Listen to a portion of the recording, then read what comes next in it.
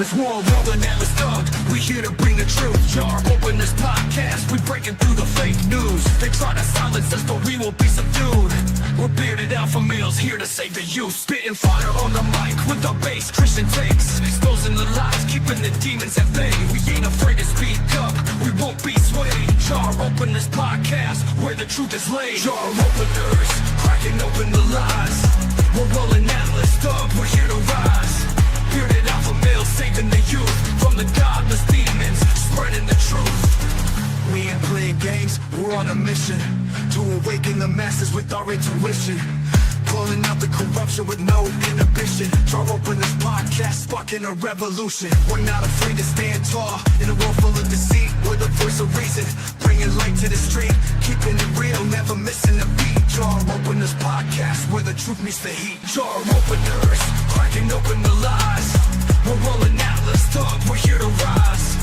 Bearded alpha males saving the youth from the godless demons, spreading the truth. Jar open this podcast where the truth will never cease. Join us on the journey to bring back peace. We're rolling Atlas up, fearless in our release. Jar open this podcast where the lies will decrease. All right. What is good? Podcast number 76. Let's go. Yeah, 76, man. Yeah, starting to add up. Good to see you. Good to see everybody. How's everybody doing? It's a Monday. I know. Slow Monday, man. Everybody hates Monday. Right? I feel like last week went by so fast, but this week, not so much. It's already, it's only a Monday, but it feels like it's been a long day. Right. Yeah, what's up, everybody? House and Evil. What's up, Elmo? How you guys doing? So we got kind of a slower news day, but there's plenty to talk about, especially considering we can go back till what happened yesterday and everything like that as well. But we're gonna talk about this whole new articles of impeachment. It's I would say annual, but it's more often than that. It's, biannual. It's bi-monthly thing. Against Donald Trump, which, it's nothing new. Lefty attacks against Donald Trump are, I don't even know how to describe it. I mean, just consistent, predictable. The opposite of a dime a dozen. Yeah. They're a dozen. Yeah. And some of the takes against the guy who brought them forward, I thought was hilarious. I think to me, this guy is the definition of like randomizing the character generator when you start a brand new game. That's exactly what this guy looks like. Is like his race doesn't match his hair doesn't match his eyes. Like it's all the like these things are like thrown in there. It's like, man, God really played games with this guy. And I thought it was funny. A lot of people immediately went to like the went to the racial component, right? Which was, I think even Natalie Winters and John Doyle, which I threw in the outline, both made comments like, what if I moved to India and I decided I wanted to impeach the president? Like, what do you think would happen to me? It was just funny to see them throw that out there because it's a little wild that you have a guy who is not only, for one, an elected politician, but two, he can barely speak English. And I think that exemplifies part of the issue of what we are dealing with and just how the two different realities that separate between the Republicans and the Democrats. And when I had heard him speak, because we'll watch the video here shortly, it blew me away to listen to an elected official struggle to speak the native language of the country that he's serving in. Yeah, that's that's a sign of you're letting too many people into your country, giving them too much power. I'm sure it's similar to the path that the Romans took as the Roman Empire dissolved and fell apart at the end there. Right. And it's just, but he didn't camera. get in there just because he walked in and they're like, oh, here you go. He got in there because people voted for this guy. Right. Now, I'm curious again. Now, I don't know about you, but I think there are some elections where a lot of normies, when they go and vote, they just, again, we go back to like the R and the D, right? People vote down ticket on things. But I wonder how many people actually like heard this man to give a speech about something in their area when they voted for him, or did they vote for him simply because there was a D next to his name? Right. Which is a whole nother issue. You know what I mean? Because that Mhm. is something that has been a pretty obvious problem in our country for, I don't know, at least going back to 2020, but probably going back further than that, where people will just show up to the ballot box, be Right. completely uninformed, and just look for the R or the D next to the person's name and just vote down ballot. It's pretty crazy. Yeah. Which is, that's the typical way people vote, right? But then somehow we have in some of these California districts, or not, was it California? Some of these districts where Trump won, but then the Democrat won locally. It's kind of contrary to what we just said, but Right. that's actually I can't say that word. Contrary Yeah. to just general common sense. I don't know. It's Well, weird. Wisconsin was the other way around, right? Where I believe Wisconsin on the federal level, they got the electoral votes for Trump, but on the state side, all the Democrats like swept, which Yeah, is like that's a what I was weird, saying. it's like a That unique thing. It's like that's odd. Like I think that maybe it was like a well, and again, Wisconsin's actually moving left. I think now that when they're drawing up the maps, they're kind of already where previous, like the last 2, 3 elections, Wisconsin was like a battleground state. I Mhm. think we've gotten to the point where Wisconsin has shown significant data that it is a left wing state now, based Yep. on their track record with voting. But That's maybe how like, Florida went the other way. right, and maybe it's like they're maybe more of like a base Democrat state, not progressive, but they're like definitely adopting a lot more of like mainstay Democrat ideas. True. Um, maybe not so much of like the transgender stuff, but maybe like more basic, just anti-Trump positioning. Yeah, I get that. I get that. Still, they're all complicit. Right. Doesn't matter if they're, crazy left wing or just a traditional Democrat still voting for the Democrat. They're all complicit when they go and vote for the crazy stuff that Kamala Harris was endorsing and the Democrats were endorsing this last election. That's for sure. Yeah. I'm So let's well, I was just gonna add there too, it makes me worried for Ohio in particular. Ohio has pretty heavy weight in the electoral college. And I think since what you had said, right, Florida was originally very purple, right? A lot of the times Yes. very battleground state in Florida. I think it's pretty with the last 2 elections, it's pretty surefire Florida's like a red state now based on who's in there and right in power now.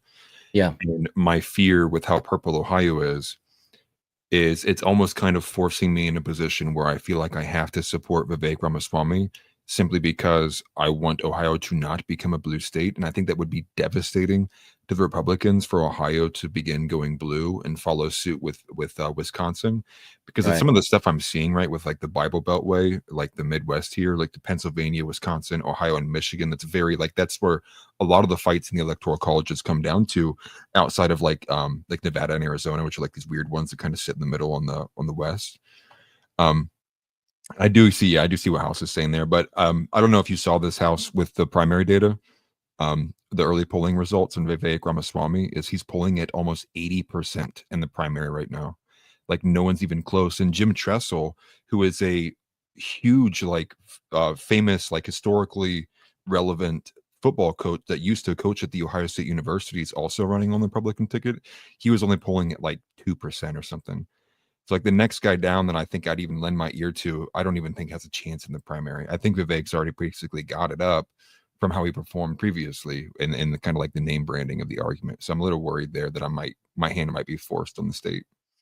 So it sounds like Vivek has kind of maintained the momentum from this last election in Ohio while Yep. falling kind of off the national scale, because I haven't seen much from the guy, but Yep. apparently he's out there hustling still, just working on his governorship run. Is that Right. what's going on? Yeah. I mean, in truth be told, like, I mean, if you've ever been to Ohio or you're familiar with Mike DeWine, I think Republicans would literally take anything over DeWine. Oh, DeWine is an gotcha. extreme, like he's a raging leftist. Like now he's not a progressive by any means, but he's definitely like in no way, shape, or form like what you want either. As like a even if you were to settle on a Democrat, he's still not that. He's a good bit progressive when it comes to things like abortion and such. And so it's just concerning because I think people are tired of DeWine and are ready for a Republican shift at that level. But I think that it's just going to end up being Vivek's only really palatable option. You know, I think there's still a lot of DeWiners. I don't even remember what they call themselves. People who are like vote for DeWine. Um, The wieners. so, yeah, I guess we'll see. Let me see. Evil Elmo says it is sad. Instead of voting off merits, people vote by a D or an R, and most advertising money. Yeah, Right. 100%. You know, I'm a big advocate. Honestly, I've been saying this ever since the 2020 election that they need to just remove the R and the D from the name. And if you don't know who you're voting for, you know, at least make the people work a little bit. You know what I'm saying? Right. Right. You'll have your obvious ones, but when people go to vote in the local elections, which are honestly way more important to our own lives individually than a federal election, you know what I mean? Because your local elections are what's going to impact you directly. Um, you know, especially the governor, mayor, that type of stuff. Yeah. We all learned that during COVID how important having a good governor was, and how it's not just up to the president and the federal government or whatever, Yeah. drawing that kind of distinction. So people should be voting, but you know, when it comes to those secondary candidates, those local representatives and districts and stuff like that, some of the judges, if they're not, you know, party affiliated, people might be inclined to just vote for the people that they're familiar with and leave the other ones blank, or just guess, or Right. hopefully, you know, be informed, more informed at least, to know, do a little bit of research and at least find out if the person is Republican or Democrat ahead of time. But no, we get a lot of, I think, you know, our elections are determined basically just because of those two letters. Yeah. You know, of course, It is Trump's the unfortunate. outlier. Everybody knows that Trump was a Republican, but you get what I'm saying.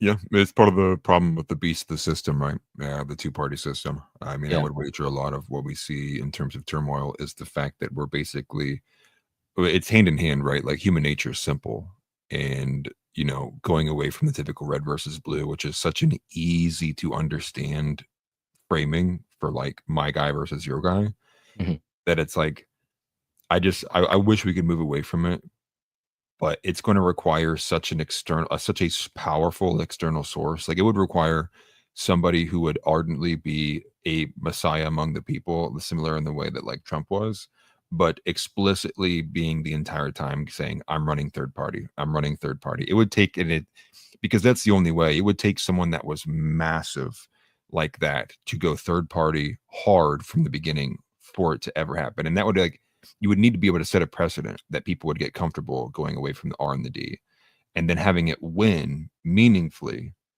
But again, I don't see how that's possible in the current iteration that we have right now, because the fear and the way that it happens practically is people just fear in general. Well, if more Republicans vote for this independent guy, but all the Dems stay lockstep, the Dems win by default because none of them, Right. they had less of their guys fall off the bandwagon. And so I feel like we're kind of just boxed in with how basic human nature is. I really don't see a way to escape it. Right, of course. It's a first things first type of thing. You know, I don't expect Trump to be the end all be all. Everything's going to be fixed in 4 years, but I do expect America to be on a better path, be on the right path, or you know, maybe not the exact perfect path, but you know, just to be on a better path towards getting out of some of the issues that you know affect the American people on a daily basis. Um, Right. and it's gonna, you know, like a lot of people are saying, it's gonna maybe not be the easiest. You might have to struggle a little bit, but long term goals are more important for the future of our country, especially if you have kids, if you have grandkids, that type of stuff. Yeah. Um, you know, we want to not be the weak men that created hard times. That's for sure. So if we got to go through the hard times that the people before us made, then maybe that's what it'll be. But Right. you know, it's not the way I want to spend my 40s and 50s. But it's, you know, we got Right. to do it. We got to do it. Yeah. So, anyways, back to this Trump impeachment story. Right. I got this guy here. This is the dude, Free Thaindar. I don't know. I'm probably saying it wrong, but who cares? Shriek Thanos. Free Thaindar. What is it? In Office Space. Oh man, I wish I could think. Naga not gonna work here anymore. Yeah. Yeah. Whatever his last name was. But yeah, he has filed to impeach President Trump, bringing forward 7 articles of impeachment. Quote, it's time we impeach Donald J. Trump. The court said Kilmar Garcia must be allowed to return. Trump ignored the Constitution. That's such a loaded statement right there. The court said, but then Trump ignored the Constitution. I don't think that the two are really hand in hand. I'm not sure where the court just wrote that into the Constitution real fast after the ruling. Right. It was a pretty stupid statement, but he spoke for a little bit, and let's just go ahead and listen or hear from him. Although he kind of has that like he's a Muppet look to him. I don't know. I feel like he could be a character. Right. Like he's fake. Right, this dude. I'm waiting for like if his arm goes up, I'm looking for one of those like rods going down. You know what I mean, or some strings going up. He takes his mask off. It's Hillary Clinton. I'm back. Some kind of reptilian, at least. All right, let's have a look here. This is Congressman Shri Thanedar. Donald Trump has already done real damage to our democracy, but defying a unanimous 9-0 Supreme Court ruling, that has to be the final straw. It's time we impeach Donald J. Trump. The court said the wrongfully deported Kilmer Garcia must be allowed to return and receive due process. Trump ignored it. He ignored the Constitution. He ignored the very checks and balances that keep our democracy intact. This isn't an isolated incident. It's part of a dangerous, deliberate pattern. That's why today I introduced a resolution to impeach Donald J. Trump. Okay, is this camera just going to keep zooming in until it just bumps into his forehead, or what's going on here? They're like, maybe if we go zoom in closer, people will understand him better. Like, this will add the serious effect. What the hell's going on here? I know it's the slow zoom, and it's easy to do, right? They keyframed at the very beginning and keyframed at the end. Just a slow roll the entire time. Oh, I think I offended Elmo. My bad. He said he is not a Muppet. Don't mess with my Muppets. Good name. Elmo came in. Sorry, you're wrong. Sorry, my Muppets. My bad, Elmo. All right, here we go. Outlining 7 articles of impeachment. Article 1, obstruction of justice and abuse of executive power. From denying due process to unlawful deportations, Trump defied court orders. Article 2, taking away Congress's power of the purse. Trump dismantled agencies and froze funds without permission from Congress. Article 3, abuse of trade powers and international aggression. He imposed damaging tariffs and threatened military invasions of our allies. Article 4, violation of First Amendment rights. He has retaliated against journalists, attorneys, and critics for exercising their right to free speech. You mean like what happened to John Solomon years ago? Like, get out of here with this. He has the fakest teeth, too. At least the bottom row. They're so fake. It's like he's sticking his bottom jaw out. Like he's got the Beavis bottom chin. Well, I think he's just trying hard to speak English. All I know is if I was lost at sea and I came up on a deserted island and this dude come running out at me, I'd get right back on my canoe. No. Well, imagine like you're on a stranded island and this guy is trying to tell you he's an American. No, you're not. He's an American congressman. I'm like, nah, dude, you're a cannibal. You're trying to eat me. You live here. You're from Sentinel Island. I don't think I'm going to believe that one. No, it's true. It's true. All right. Article 5, creation of an unlawful office establishing the so-called Department of Government Efficiency, DOGE, and giving Elon Musk unconstitutional power over our government and personal data. Article 6, bribery and corruption. He has dismissed criminal cases and solicited payments from foreign governments and coerced legal settlements for personal and political gain. According to a source close to the White House. Article 7, Yep. tyrannical overreach. Finally, and most importantly, he is attempting to consolidate unchecked power and erode the constitutional limits of the presidency. I don't think In you know this what that is. country, we have presidents, Right. not kings. That's not just misconduct, it's impeachable misconduct. This isn't leadership, it's tyranny. If we let this stand, we are saying the president is above the law, that the United States Constitution is optional. I won't be silent, and I'm calling on all my colleagues, Democrats, Republicans, and independents, to stand up with me. Enough is enough. Donald J. Trump must be impeached.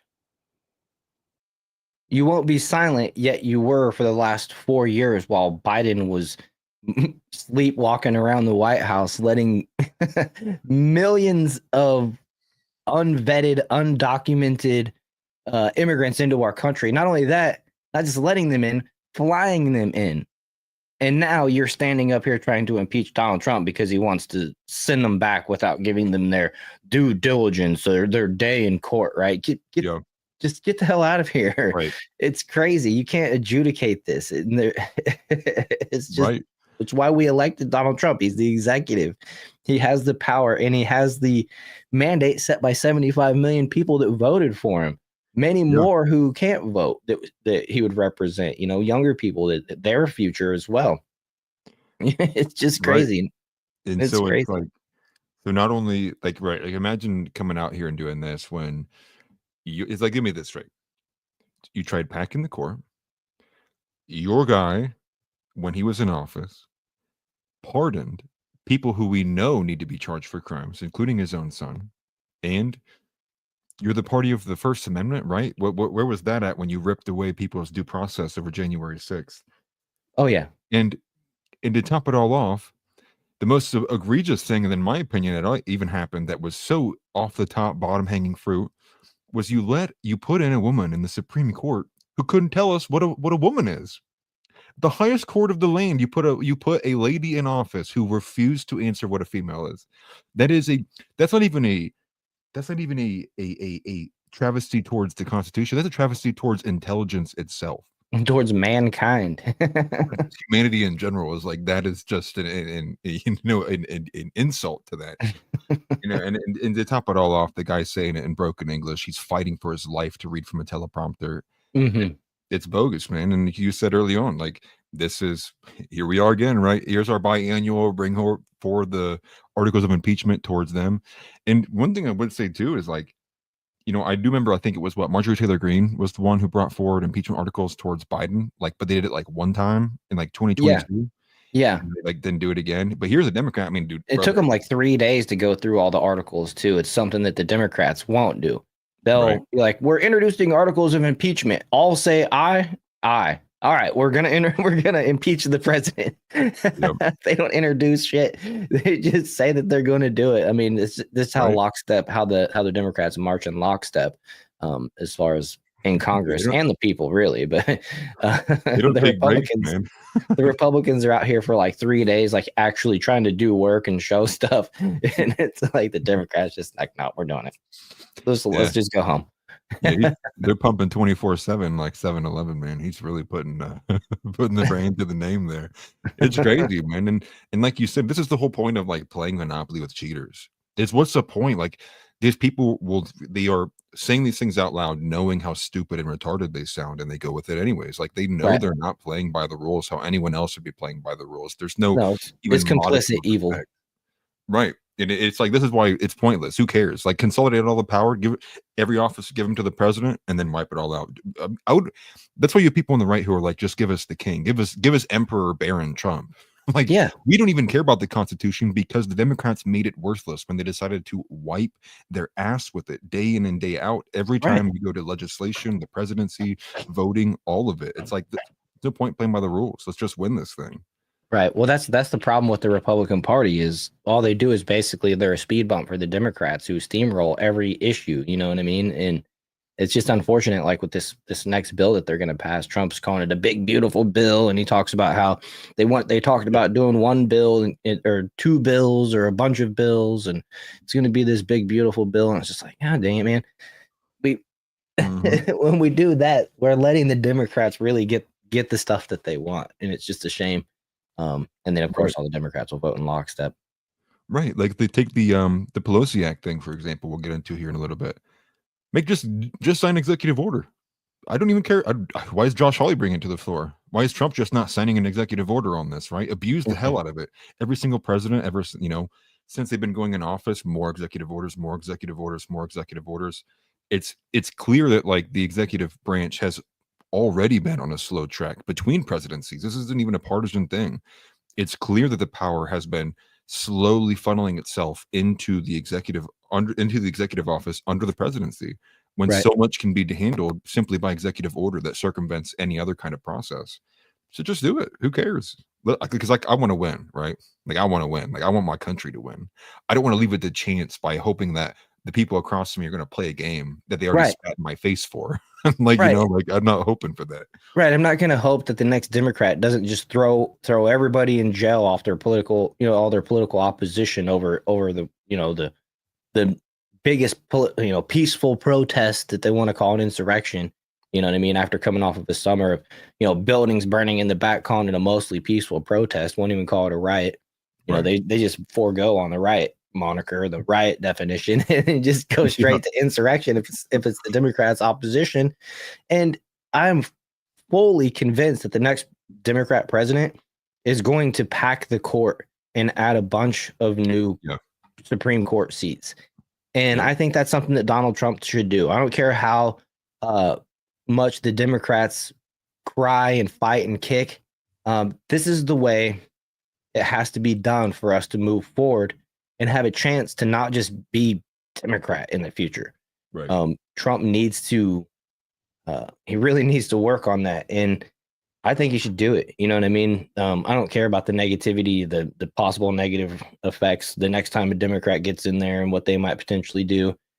It's a guarantee, in my opinion, that they're going to do it. Biden just didn't do it because he had a lot of issues that he was already dealing with, and he wasn't really intelligent enough to justify it in front of the people. And right. Right. What's funny because you say that because the Republicans float things out and they're like, well, should we actually do this? Because like, what about if we do this in the Democrats? What if if they start doing things like this? And it's like, man, that's crazy. Did the Democrats break the law the last time that they were in office? I don't even have to think about it. Of course they did. And they found cocaine in the White House. Right. Like it's a guarantee. Like you can't just be afraid to wield power when we know it is without a doubt they are going to wield power that they have rightfully and also illegal in illegal ways. So what's the point? And even if you don't set the president, what's to stop them from setting the precedent when they just make up some garbage and they start doing some BS? Well, they fearmonger on saying Trump's going to do this and do that, but then they're the ones that were actually flirting with packing the court. There was a lot of Democrats that were saying that Biden should do it, and I don't know why he didn't. Honestly, it doesn't make a whole lot of sense to me that Biden didn't do it. I guess, like I said, he just wasn't intelligent enough, or the people behind him weren't able to pull it off to be able to put him out in front of the camera or put him in any kind of position to answer a question with legal ramifications behind it. And to make something like that, I mean, you have to sit in front of some pretty important situations. I would, and some heated. Yeah. Well, I think they were in a spot where they were losing the narrative and the PR battle, where more people were becoming well aware that Biden is like maybe not all there. And so when he's trying to, and they couldn't even decide whether like it was going to be him or Kamala Harris until way late in the game over who they wanted to be for president. So I think they were battling like a PR battle where most people were probably not okay with the courts getting packed. And so to push something like that might have also, like in their mind, they could have got it through, but would have also at the same hand kind of secured the Republican victory by soiling and poisoning the well so bad with something that Biden had done without a solid candidate to back up with. Because there's no doubt in my mind that nobody had true belief in Kamala Harris. And we saw that with the coordinated support team from like the Obamas coming in 2 days later after her announcement. It was like, it seemed there was like a drag for people to get behind her, because I think that they really couldn't decide. And it was because they had to search, like soul search.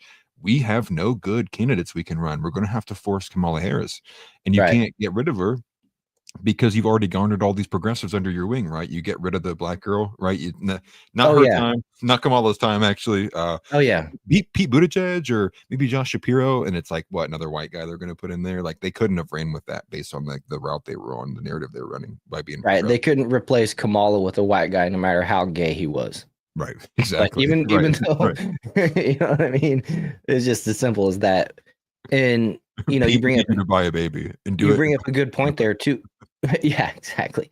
You bring up a good point there too, that Biden was still had a second term to try to win, and Yeah. once it got to the point that he had debated Trump, the jig was up, and everybody knew that he wasn't cognitively, you know, competent, which everybody should have known that. But Right. of course, you know, we have the mainstream media running cover saying that he was the most, well, I can't remember what they were saying, that the young Well, it and was, spry, or I can't remember what the phrase that they kept repeating, but regardless, yeah. he It was wasn't going to be insidious. able to pack the court until his second term. And maybe they would have done it under Kamala, because I think she would have just been, she was a Hail Mary. And if she would have been elected, you know, maybe she would have turned into a tyrant, just making her own decisions and stopped listening to people. Yeah. Well, she is you a know, strong, independent woman. right. That's what I'm saying. she's a boss, you know, whatever. She's Right. the lefty version of a boss.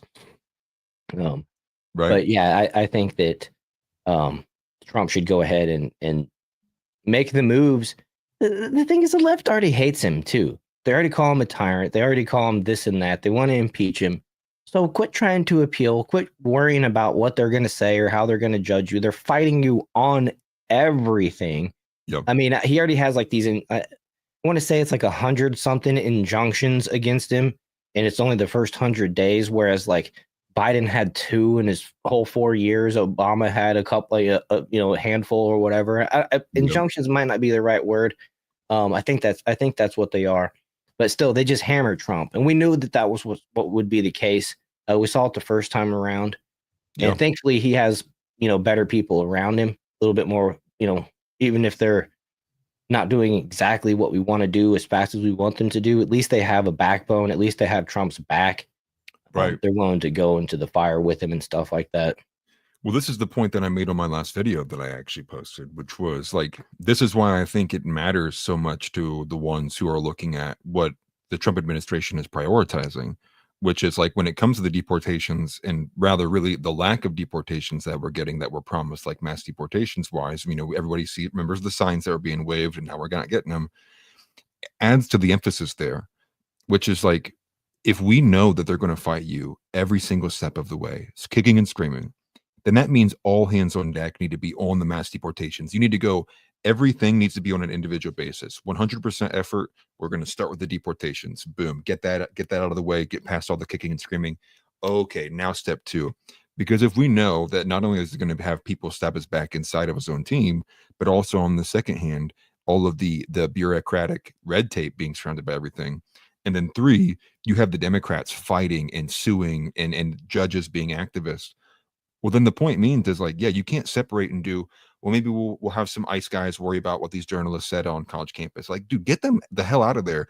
Go to the southern border, fix those states, man. You need to put the focus on New Mexico, on Arizona, to Southern California, Florida, Texas, Louisiana, and mostly probably even Georgia included. Those states need to be heavy focus. You need to be combing through people, because we know what's going to happen. We're already facing what might need to be like due process for every single deportation. I mean, like, are we serious? Like, they can't happen. And that's why the emphasis needs to be like, we have to force these things, because we know the Democrats are going to try to fight every single step of the way. Right. It's better to just do the thing and ask for forgiveness, right, than it is to ask for permission. Right. No, it's spot on. And, you know, and we literally already what know needs to be done. well, insidious, like how the left is, right? You're bringing up how the media is running cover for Joe Biden, right? And they were doing it in such insidious ways where you'd go to a CNN article, you would click on a thing, and they would clip, maybe all the video would be a 6-second clip. They cut it from start to finish, and it's the one sentence Joe Biden said without having some isms, right?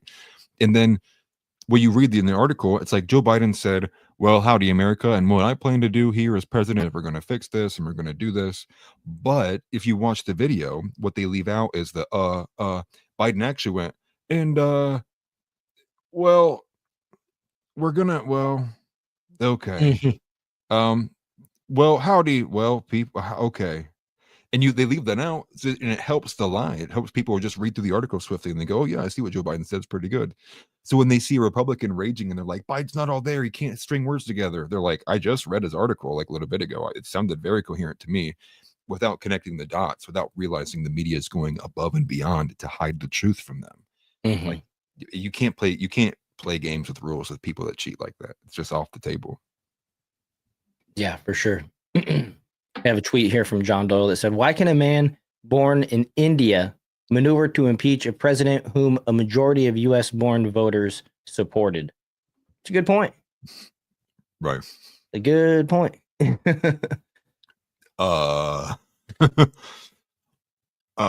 Yeah, like I don't know. Like, yeah, no other country would put up with that, right? Imagine I went to China and I'm just like, impeach Mao, like or Xi Jinping. I'd Right. be gone so fast. You Right, never for see sure. me again. Natalie Winters says, "I wonder what the people of India would think if I moved to their country and tried to impeach their president." I mean, Right. for real, it's absurd. It's Yeah. it's an absurdity. Right. Well, think about that. Like, think what goes through your mind, right? Like, if you were, for whatever reason, you wanted to move to China, or you wanted to move to Japan, or you wanted to move to, I don't even know. Like, what part of you would drive you to go, I want to move to this country, I want to become a politician in this country, and I want to change it from the inside? Well, what? Like a country you weren't born in, that you have no connection to, that you just saw that they did something that's a culture that's not yours that you want to change? I mean, like that's like the real supremacist thing, right? And then you talk about things like pollution and all that, right? When you look at the global contributors, it's like, yeah, okay. I mean, yeah, we can stop our polluting, but what, you're gonna go over to China and force them to do what? Yeah, you and what army? Like, bro, yeah, what the audacity? Like, you can't just bend nations to your will like that. It's not how it works. Right. I mean, I get it. He came over here, did whatever. I don't know how long he's been here. Doesn't appear to be that long, considering his accent's pretty thick. And you come here to make a better life. And this makes me wonder if all elected officials in the House, Congress, the president should be required to have, be U.S. born. Is because I was thinking, like, was that not already is that not already a stipulation? Well, I knew we had, what's her name, Ilhan Omar, and isn't there another one? She might have lost, actually. I think they might have lost, actually. But those people, they have the heavy, thick accent too. That's right. I guess Ilhan Omar got here on a visa, right? Because she married her brother. Right. Exactly. That's the accusation. What? Like, bro, how are we going to run a country if we can let foreigners come over here and be politicians? Like, this Right. is so retarded.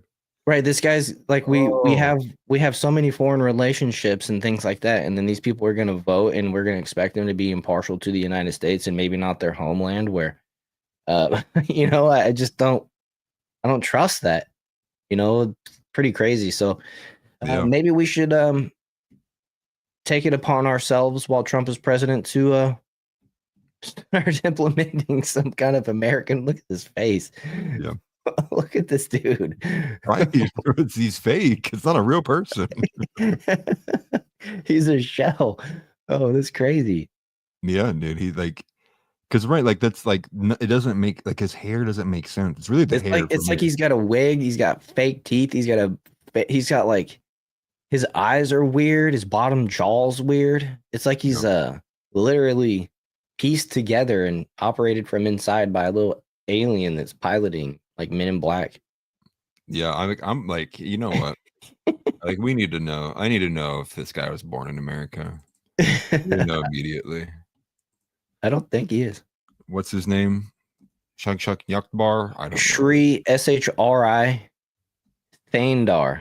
I just looked up that Indian guy yelling at Trump.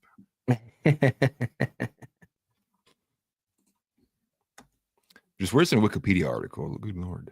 Any other time, it's like the first thing that pops up. Yeah, for real. No, he grew up in India. I was gonna say I can't imagine him being American born and having that heavy, thick accent. I mean, Yeah, and he was in America for 9 years before he became a citizen in '88. That's insane, dude. yeah, Well, today I learned foreigners can become representatives of our government. right.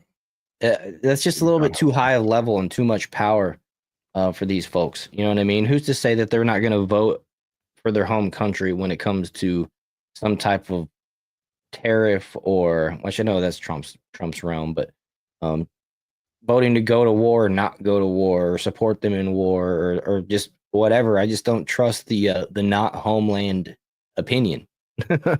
Yeah. Well, it looks like Tixon here likes the guy. Whitest That Indian I've ever seen. Dude looks like one of the white chicks. The dude is more Dutch than Indian in him. I don't even know what he is, man. He needs to not be in a position of authority. That's for sure. mm-hmm.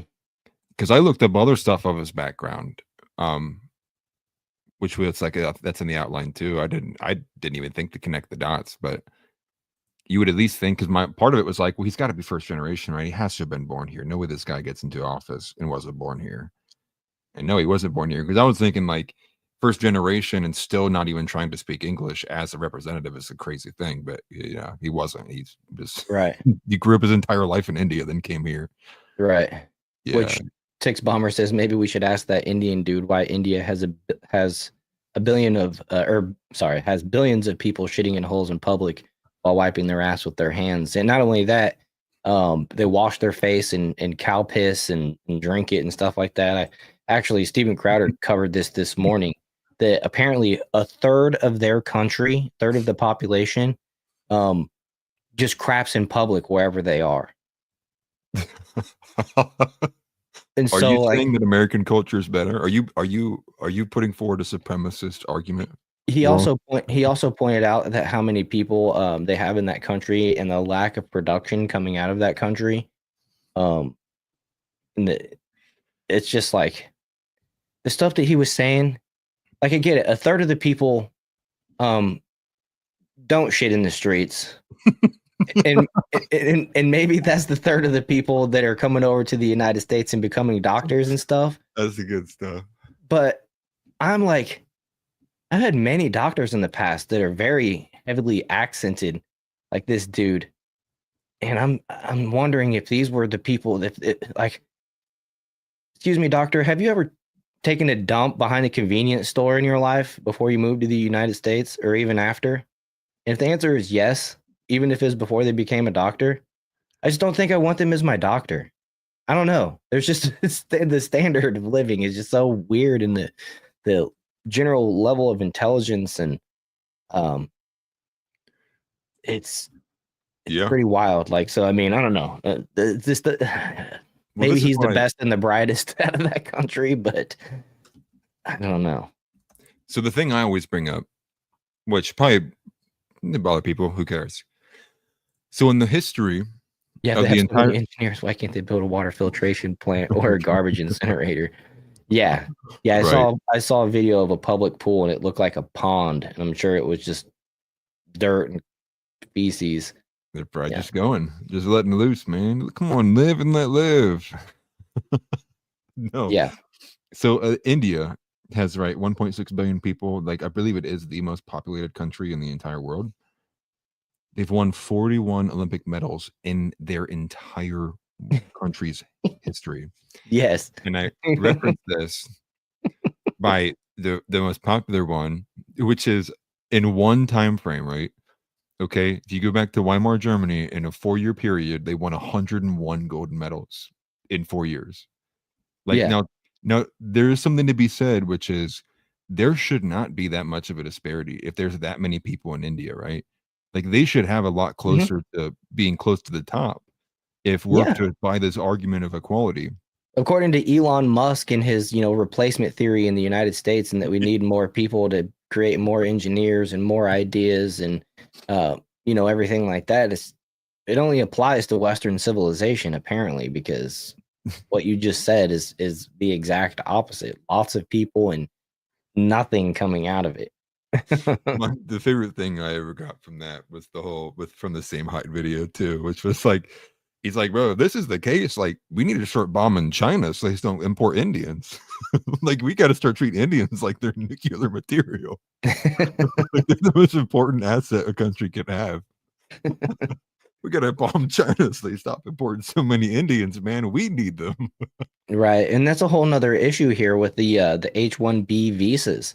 Apparently, the majority of the folks that come over on these visas are from this country. Yep. And so it's pretty wild, you know. Yeah, it was like what, 82 or 88% of all of them like are all Indian, and then like the rest of the countries are like 0.3%, 0.4%. Yeah, It's I wild. believe I heard it was like the 82% exactly of the H-1B visa recipients were these folks, and they're just the same as any other immigrant that comes to this country legally or illegally or whatever. They send the cash home. They work here for cheap, and they send the money straight out of our economy. It's nothing but a drain. It's not a net positive one bit. I'm pretty much ready to be done with H-1B visas completely, because I don't buy that there's not an American that can do that. They can't do that job. It's just an attempt to bring in cheap labor, and Right. I just don't support that shit. I'm done with taking the cheap, easy route. Yep. Same here. Amen. Send them back. Yeah. So it's good to see you guys showing up. I see All Companion there, Andrea, Tix, just me, Chris. What's up, everybody? Make sure you guys are hitting the like button, all that good stuff, please, pretty please. Por favor, mis amigos. And however you say it in this guy's language. Press 3 for French. So next we're going to talk about this whole PELOSI Act, right? Now, this PELOSI Act, we got this post here from the AF Post. The bill to ban congressional stock trading is titled the PELOSI Act, which stands for Preventing Elected Leaders from Owning Securities and Investments. And not sure what this was introduced by Josh Hawley, originally on January 24th in 2023. And let's see here. Was it the original one drafted by AOC? I think AOC worked with Josh Hawley and some others. Because there's like Matt Gaetz and AOC, I think, drafted like the initial version. Oh, that was a thing. But this one was originally introduced by Senator Josh Hawley last year. Okay. Let's see here. During the 118th Congress, was reintroduced today, likely in response to renewed public pressure for congressional accountability. The acronym PELOSI obviously is a jab at former Speaker Nancy Pelosi and her husband Paul, who they've been criticized for their significant stock market gains during her tenure. What's the guy with the eye patch? Which has been eye patch McCain, Dan Crenshaw. Yeah, he's a Republican, but the neither of those two are actually the highest, or the one that profited from it the most. It's actually a Republican dude, if I remember correctly, but I could be wrong. I haven't looked at the numbers for probably like 6 months, so don't quote me. But let's see here. Pelosi's net worth is estimated at $240 million against her roughly $200,000 a year salary, which, don't get me wrong, she's been in Congress for like 75 years. Right. So, you take 200,000 times 75, it's still not 240 million, which is what right. Her net worth is. But, and of course it fuels suspicion. Like we see here in this post from Libs of TikTok. Senator Josh Hawley is bringing back the PELOSI Act to ban lawmakers from trading stocks. Okay, and I got this clip here. I just think that this is such a simple problem. Oh, excuse me. Got this clip here from Josh Hawley when he originally introduced the act in 2023. And I just think that this is such a simple proposition. The American people, when I go home and I say to folks, they ask me about stock trading. Here's the thing that absolutely stuns them. They can't believe that it's legal already. They can't believe we can currently do it. Most members of the public think it's already banned. And when I say actually it's 100% legal, they say why? Mhm. And there's no good answer to that question. We should be here to focus on the public's business, not private gain. We shouldn't be here day trading. We shouldn't be here focusing on our stock portfolios. We should be here doing what the American people sent us to do. And that's what this bill is about. With that, I yield back, Mr. Chairman. And I just think that this. Well, thank you for yielding, Senator. Your point is well taken, and we appreciate your input. But here's a little graph here: Pelosi's trades since 2014. She's looking at, with exception of the most recent dip here in stocks that we all know about. I mean, she's anywhere from 500 to 700%, profit. Here it says 631% specifically. It's an incredible, how do you say? It's an incredible track record to just nail all of your stock picks, right? You know what I mean? You're just, the batting average for this woman is impeccable, or shall I say, her husband. But Yeah. Whoever that guy is. But the bill seeks to Chris, you got address. slow clapped by that guy who broke into their house. But the bill seeks to address conflicts of interest by banning stock trading amongst elected leaders, a practice critics argue against, or argue that allows lawmakers to make profit of non-public information, which, that's the biggest no-no in stock trading, making trades. I mean, what Martha Stewart went to prison for it, right? Spent like a year in the federal penitentiary. Felon Martha. Nailed his stock picks. Get it? Hammer joke. I appreciate that. You guys made that even better for me. Let's see here. So if this bill is passed, violators will have to forfeit profits to the U.S. Treasury, and the House or Senate ethics committees could impose fines. Example given is 10% for each wrongful transaction. To me, I think it should be prison, immediately losing your job, much stricter penalty than just, okay, I made $240 million like Nancy Pelosi, and I got to pay $24 million. Oh, bummer. You know what I mean? Like a 10% slap on the wrist. I'm still up $216 million. Like,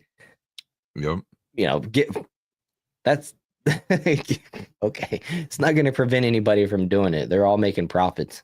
I mean, it's just going to be a tax. It's just a tax. So I'm not trying to impose a tax that goes back to the government. I mean, give it to the people, right? Divvy it out amongst the constituents or something. Like if you get caught messing with stocks, we're just going to give it away to the people that voted for you in your district. Like, let's not play around. You don't get to keep it. The government doesn't get to keep it, because then the government's just playing stock market through proxy of, you know what I mean? Just capitalizing off of it. It's stupid. I don't like that idea. And then, it also, the acronym actually means something too. It's not just called the Pelosi Act. So the full thing is preventing elected leaders from owning securities and investments. Yeah, that's what the acronym stands for. So they actually they matched it up. Yeah, exactly. And then so the 2023 version of the bill, it also mandated a government accountability office called the GAO audit of compliance after 2 years. So I'm not sure exactly what that is, but it's kind of like maybe every 2 years these people got to submit their stock trades and what they've done and how it's performed, and then the people look into what they voted on over those 2 years to make sure that there's no conflict of interest or whatever. But these guys are all working together, so it's not like they can't help each other out. Look, I'll vote for your bill, you vote for my bill, right? And if they're all Democrats, they're all voting for it or against it anyways, together in lockstep. So the previous attempt in 2023, bill stalled in the Senate Finance Committee, as indicated by the latest action in the image. That's funny, by the indicated by the latest action in this image right yonder. But I plan on having that on the screen. And then let's see here. What else do we know about this? Hawley's 2025 reintroduction follows a similar 2024 bipartisan effect. The Ethics Act, which also failed to advance public support for such bans, is high. Polls like the University of Maryland's cited in 2024 showed 85% of Americans back banning congressional stock trading. So the fact that these congressmen and women haven't made this codified law just goes to show that they're in this whole thing for themselves. 85% of Americans is a very clear mandate that we don't want you running your stock portfolios while you're managing the government. Yeah. And here they're doing it. So, I mean, and they're not addressing it. And I appreciate people like Josh Hawley, because he could go the opposite way. He could shut his mouth and just start trading stocks and voting and being greedy and walk away with, tens, hundreds of millions of dollars extra on top of his salary. And, that's the type of people that need to be impeached and replaced. But apparently that's all of them. You know what I mean? Right. And 85% of the people popular vote, in a poll is very clear that this should be a high priority to these people. But of course, they're never going to vote to decrease their wages, and they're not going to vote to limit their stock trading by that same token. So apparently reintroducing aligns with growing calls for transparency in government, a cause Trump has championed. Trump himself endorsed such a ban in 2025 Time magazine interview, saying he'd absolutely sign it, citing Pelosi's wealth as an example of insider trading per Fox News in 2025. So it's a pretty interesting, pretty important thing that, mainstream media is probably not going to run with, because, they're subservient to the people in DC. And so I don't expect, Republicans or Democrats, we won't see it on Fox, we won't see it on CNN or MSNBC. We only catch this type of information on shows like ours and alt media, because we actually aren't in this for ourselves. We're trying to actually just be truthful and correct the mainstream media narrative, essentially. Right. Yeah, probably will get stalled again. It's a nice, cool, singer, right? Lay it down. Holly's looking around, everybody look. You guys are all pitching in. People want this, and then we'll be here 6 months from now. What happened to the Pelosi Act? Oh, look, it got stalled again for the second time by the Finance Committee. Oh, crazy, man, that's wild. Wonder what happened there. I wish I could truly articulate with what YouTube wouldn't allow how much I disdain the people who are in our government. Yeah. Yeah, for sure. We can politely say they should all be tar and feathered, I think. Right? Right. Yeah. After put the donkey mask on. Yeah. Yeah, for sure. All of it. Yeah, for sure. And this was even put out here by Josh Hawley himself an hour and a half ago, that he reintroduced the Pelosi Act to curb congressional stock trading. Trump signals his approval. We even have a Daily Wire article. Oh no. Which it was Josh Hawley that referenced it, but they wrote an article about me, so I'm in the paper. I gotta share it. Right. Yeah. Look, Mom. So let's just hear. I want to actually read this just briefly. Senator Josh Hawley reintroduces Pelosi Act to curb congressional stock trading. Trump signals approval. Senator Josh Hawley reintroduced an anti-corruption Pelosi Act on Friday, aiming to ban members of Congress from traditional individual stocks. From trading. I messed it up. From trading individual stocks, while President Trump signaled he would sign such legislation into law.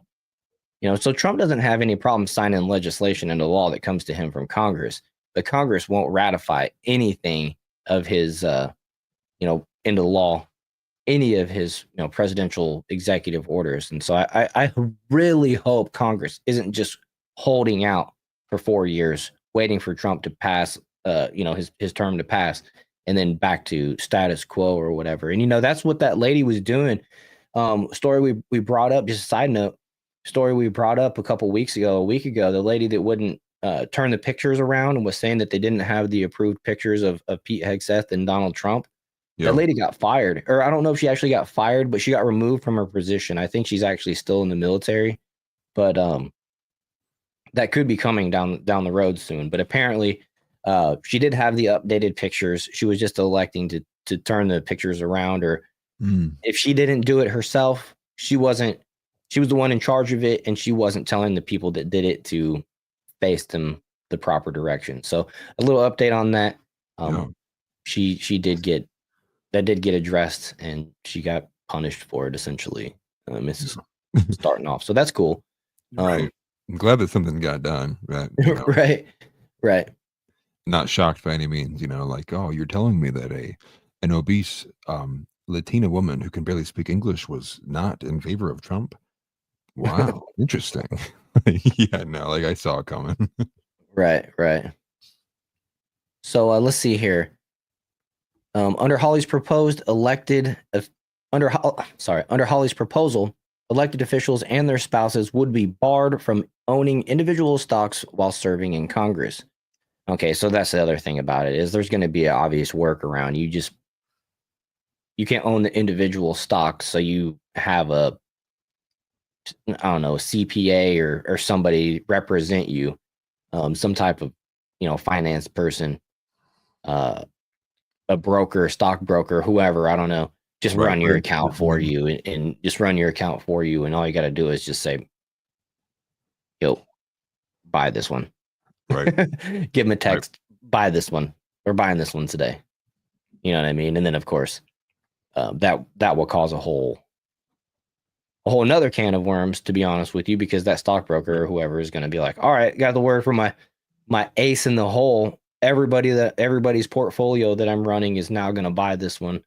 Talk about some serious manipulation whenever you get to that level. But that's what I'd be worried about. If you just ban the individuals, they're going to work around it, and that might end up involving a third party person that could really expose this type of stuff for anonymous folks, essentially, and themselves. Right. But the legislation would still allow investment in broader financial instruments such as mutual funds, ETFs, and treasury bonds. The bill provides a 6-month grace period for compliance after enactment. Any lawmaker refusing to divest would face financial penalties and surrender profits to the federal treasury. So to the Fed? So I guess if you get the Fed behind it, then you might get something through. But the Government Accountability Office would be required to audit congressional compliance with the law within 2 years of enactment and submit a report to congressional ethics committees according to the legislation, which sounds like a bunch of busy work. I don't know. They need to just ban it straight down, be very clear, be very harsh. And I mean, there needs to be some kind of oversight, but I hate making more government jobs. I don't know. I'm generally against making more government jobs, but I get it. Ethics committee would be of people that are already appointed or elected. So when asked on Friday by a reporter if he would support a ban on congressional stock trading, Trump said he would absolutely sign such a bill.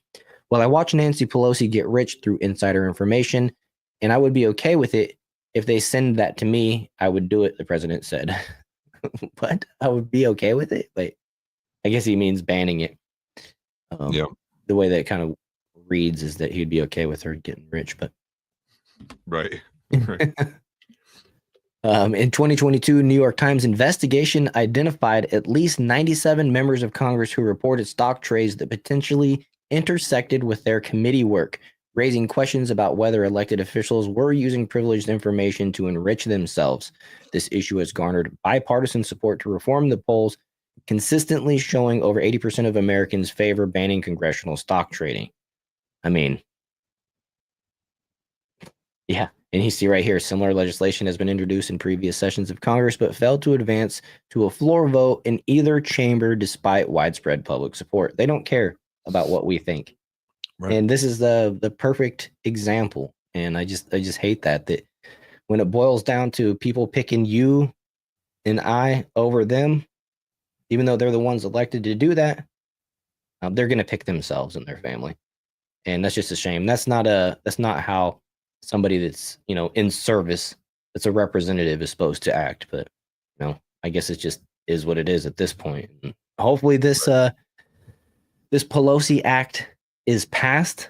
I do not expect it to be, but maybe that's why we should pick up the phone and call our local congressmen and women and say, hey, we're tired of it, and we need you to vote for the Pelosi Act to go through, because we are sick and tired of you guys living in an elitist life while trying to represent the normal person, while trying to represent the blue collar and everything like that. It's just a complete disconnection. And these people need to get back. They need to be grounded again, Well, I mean, I don't even really care if like the politicians are rich per se. It's more so the fact that we know you're using early information and you're leveraging that on trades, as well as like having insider information, using that to leverage trades. It's a blatant abuse of power, right? Is what's going on.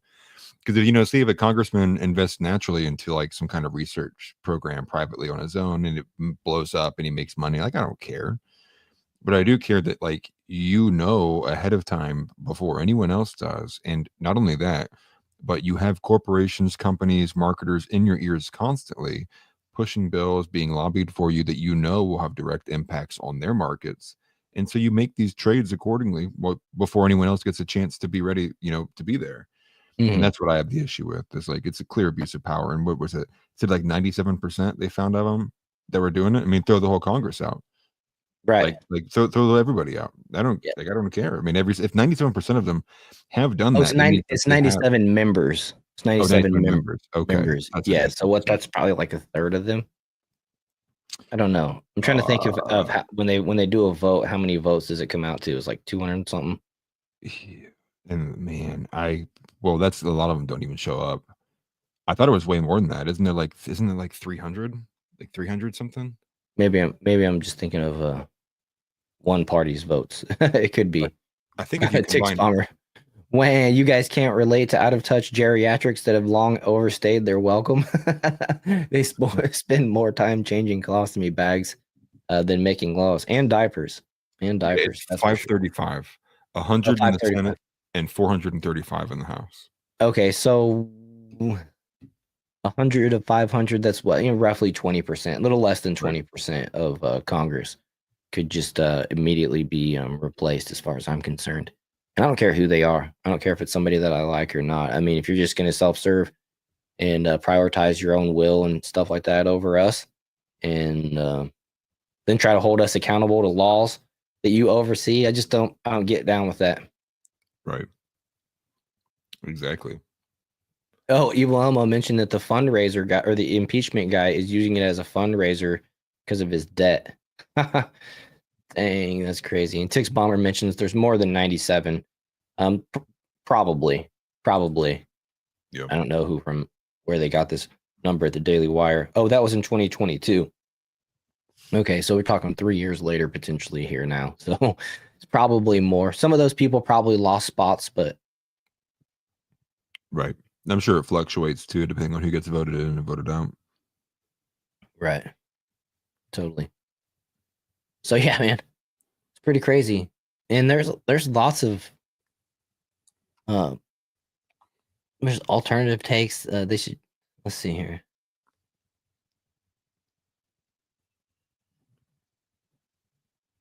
You said alternative takes? Yeah, sorry. This person says, wow, the Pelosi Act, real clever. What's next? The Trump Act? This user like it's just crazy. Like they're making fun of the like, I don't get it. It's TDS, man. I guess this is the one, one of the 15% of people. It's probably a bot account, honestly. I don't know what Imperium First is. Yeah, I was going to say, but no way 15% of the country supports Pelosi. Right. Like maybe I'll give or take 10, maybe. Like, but I don't even know if it's that. Like, no way, dude. Right. This person says they should just make insider trading legal for everyone, which is a sarcastic take, but basically admitting that it's insider trading, trading, and just make it legal for everyone. Just Right. screw it. And yeah, the stock market's such a racket. You know what I mean? It's just such a racket. It's Yeah. it's incredible. Most of it's fake, anyways, though. So MAGA voice posted, I strongly support this. Do you? yeah, the people do. Yeah, for sure. Congress don't. For sure. Maybe only the ones that like made bad trades. You know, they're angry. They're like, yeah, I lost money on that, Pelosi. You lied to me. Now ban it for everyone. Right. That's so sad. But this is nice. I mean, Trump seems to be having a problem getting things through in Congress a little bit. Like not all the Republicans are on board, and Josh Hawley's never really been an issue for Trump. But it's nice to introduce such a, that's what Trump and these folks are doing right now. The Republicans are doing right now is they're only focusing on the 80-20 issues with the people, and it does two things. It's basically you're cherry picking and you're staying in line with the commonality. Like, okay, we got polling 80% saying this, we're going to go with that 80% of the people. And not only are those 80% of the people, happy that you're going with them, you're forcing the Democrats to side with the 20%. And that's what the Democrats have not been smart enough to do up to this point, which is, I mean, it's the TDS effect. It's the Trump effect. It's the Elon effect. They just can't, they can't say, oh, wow, that's actually a good point if Trump makes one. Right. That's why he needs to come out and he needs to be like, Trump needs to say that, no, these people need to be allowed to insider trade. And then all the Dems are like, no, they can't be insider trading. We put the Pelosi Act back on the table. Like, yeah, it's pathetic, true, man. Yeah, it's true. So it's a really smart tactic by Trump right now. Democrats are even out here trying to say that Trump is losing favor in polling and things like that, and he might be a couple points down from right after he was elected. I mean, he was crushing it for the first couple weeks, the first month specifically.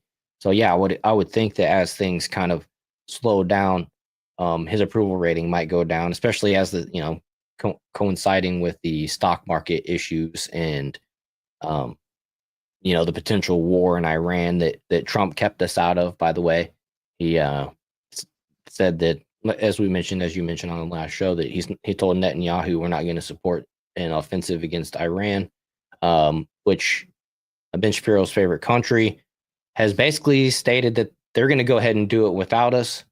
That's going to kick off a war. If they do, that's going to kick off a war with Iran between those two. That's a lot more direct and heated, and it'll call into question.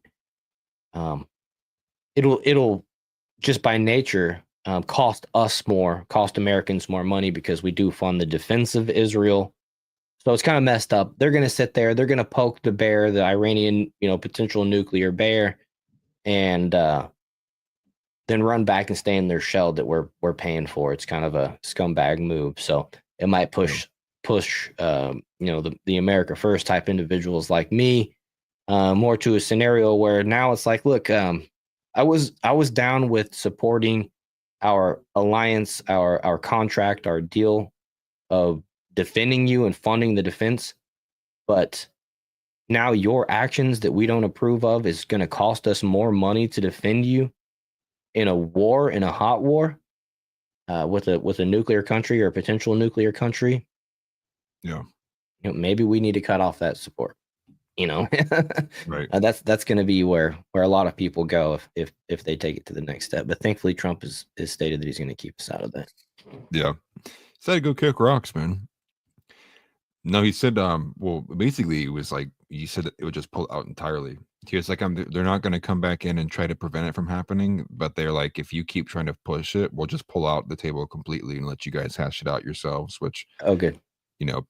curious what happens that way, right? Right. Because the other like lesser one, but it's already happening, right? India and Pakistan going into like full hot war with each other, right? There's a crazy video Clint Russell quoted earlier where a guy is like on a zip line in a public area and he's like recording, having fun.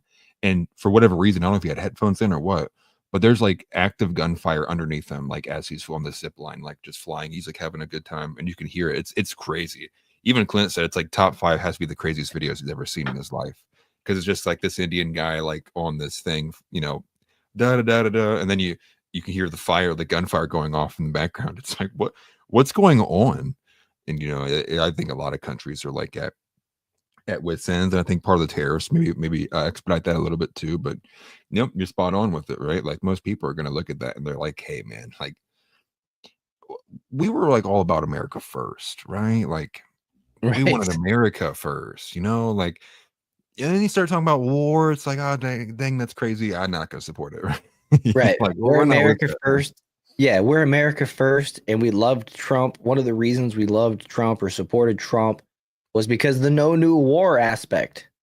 You know what I mean? And then now you want to try to talk about taking us, like our strongest ally wants to lead us into a war that has no benefit for the American people one whatsoever. Right.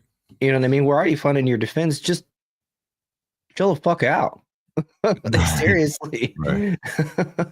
Chill out. You haven't won your war against the Palestinians in Gaza. So let's not escalate that to war with Iran. How about take care of first things first, if that's what you want to do? Oh, as you seen that happened today? Today's the 28th of April. Oh, they're going full in on it, aren't they? What's that? Pakistan? Yeah. Pakistan defense chief says war with India is imminent. And they threatened the use of nuclear weapons. Let me go find that, actually. Oh, thanks for sharing that, House. Yeah, Steven Crowder did a really good breakdown on all that stuff. That's how I was finding out about how they crap in the streets and stuff earlier. He was breaking down the society and everything, like pretty hardcore. It's really funny. If you guys have Rumble, I'd suggest go checking it out this morning. It's pretty good. I was thinking about even clipping out some of the clips to play them, but nah. Decided against it. Well, it's funny because I saw some of the memes because Pakistanis and Indians were going at each other on X, and it was hilarious. Pakistanis were like, "Look, India's coming," and it was a picture, where like those two oceans meet, but they don't like mix, and like one is like really dark, and one's really light. Well, there's an image of a boat crossing it, where it's crossing from the dark side into the lighter portion, but it looks like the boat is just dragging a bunch of like poop and water behind it into the ocean. And Pakistanis are posting that image. They're like, "Look, India's on its way." It's like, dude, I was dying, dude. If I can find it, I'll put it on screen. And that is a good point there, Jay. I wouldn't go to war with the world's biggest population. They could lose 20 million and not even flinch. The thing about that is, I'm not scared of them. It's like what Atlas mentioned earlier. I think India has like five medals in the last, like, I don't know, 5 or 10 Olympics. I can't remember what the number was, but they're just not a very skilled, advanced physically population. But yeah, you're right. I mean, strength in numbers. I played Command and Conquer. I know you can build 1 million infantry and just send them in and beat any of the levels. That's for sure. Trump actually said something about it like 30 minutes ago. I posted that on the outline at the very top of everything. Okay, well, let's switch it up and let's talk about that. Oh, that's not the same. Trying to grab more. Let's see. India versus Pakistan. All right, well, let's have a look. Let me close some of these other pages out real fast. Okay. That was like literally the first thing that what's on my For You page. Ah.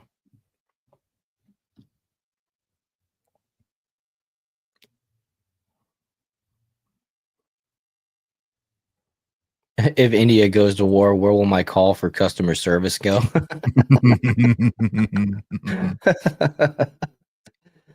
Right. But also, you won't have to worry about getting scammed either. So many scams come out of that region, convincing old people that they need to pay $900 for a turquoise necklace. I'm adding another one right now. Okay. We got this one right here. Oh. President Trump addressed the India-Pakistan conflict. They'll get it figured out one way or another. Yeah. Isn't that funny? They'll figure it out. Oh man.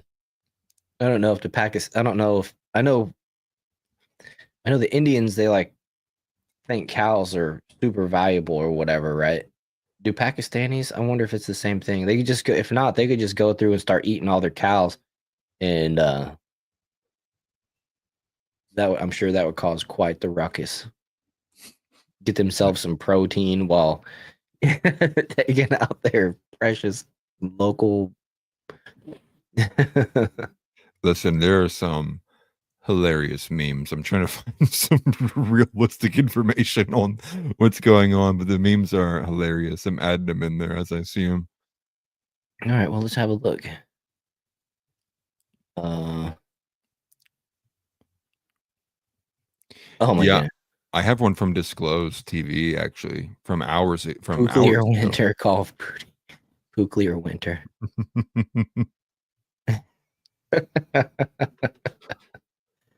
Like, that was pretty good. I don't see the boat one though. I wish I did. The boat one got me really good. Let's see here. India is literally flooding Pakistan with poop. Flooding starts in Pakistan after India unexpectedly releases water in the Helam. I'm going to call it the Helam River without prior notification. Oops. Locals worry that the situation could get much worse if the water keeps flowing from India. Yeah, but I have it here. It looks like McGregor's I mean, the only one that's important. all muddy water looks dirty like that, but it's still funny knowing what's going on there. Don't eat their cows; it would be World War III.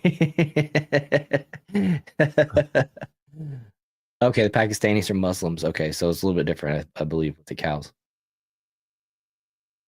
I'm not sure. Can Muslims eat cows? I don't think they can.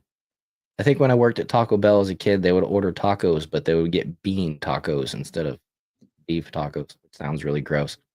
I'm actually found an article finally from the Gateway Pundit adding it.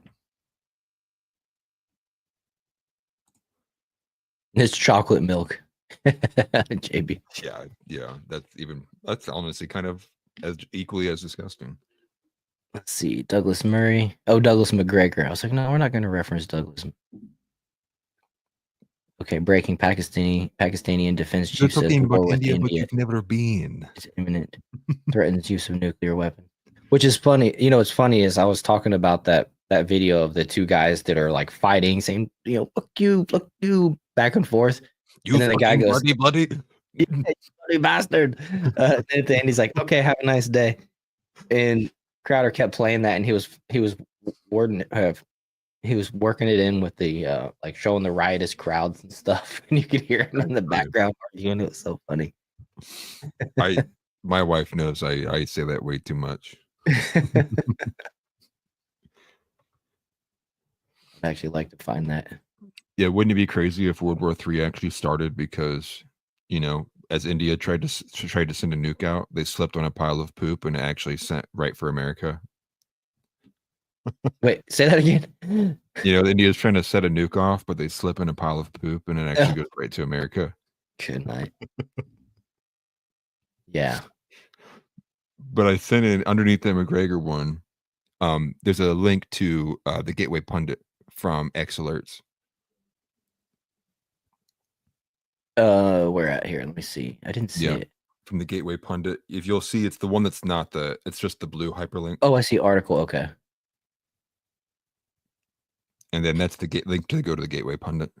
Just me mentioned the Indians don't eat cows because they believe people will become reincarnated into cows. Fact check me on that because I'm not certain, but that's what I remember learning back in the day. I'm not sure. That might be the most racist thing I ever heard. Tix Bomber says, I've been to India. You're immediately met with the stench you've never experienced. Our worst landfill would smell better. Was it the curry? The best way I heard somebody say it was when they went to India, it was like someone someone boarded a beachfront on his nose like it was D-Day. His senses got assaulted. That one cracked me up. All right, let me look at this article here. So the Pakistani defense chief warns war with India imminent, threatens use of country's nuclear arsenal. The Pakistani defense minister said on Monday that a military incursion by neighboring India is imminent following a deadly militant attack on tourists in Kashmir last week, as tensions rise between the two nuclear-armed nations. The attack killed 26 people and triggered outrage in Hindu majority India, along with calls for action against Muslim majority Pakistan. India accuses Pakistan of backing military militancy of Kashmir in disputed region. Both claim the countries have fought 2 wars over. Okay, so a disputed region, both claim the countries have fought 2. It sounds like it reminds me of the Donbass area there in Ukraine. Just on the surface. Yeah, I guess so too. Quote, we have reinforced our forces because it is something which is imminent now. So in that situation, some strategic defense decisions have to be taken. So those decisions have been taken.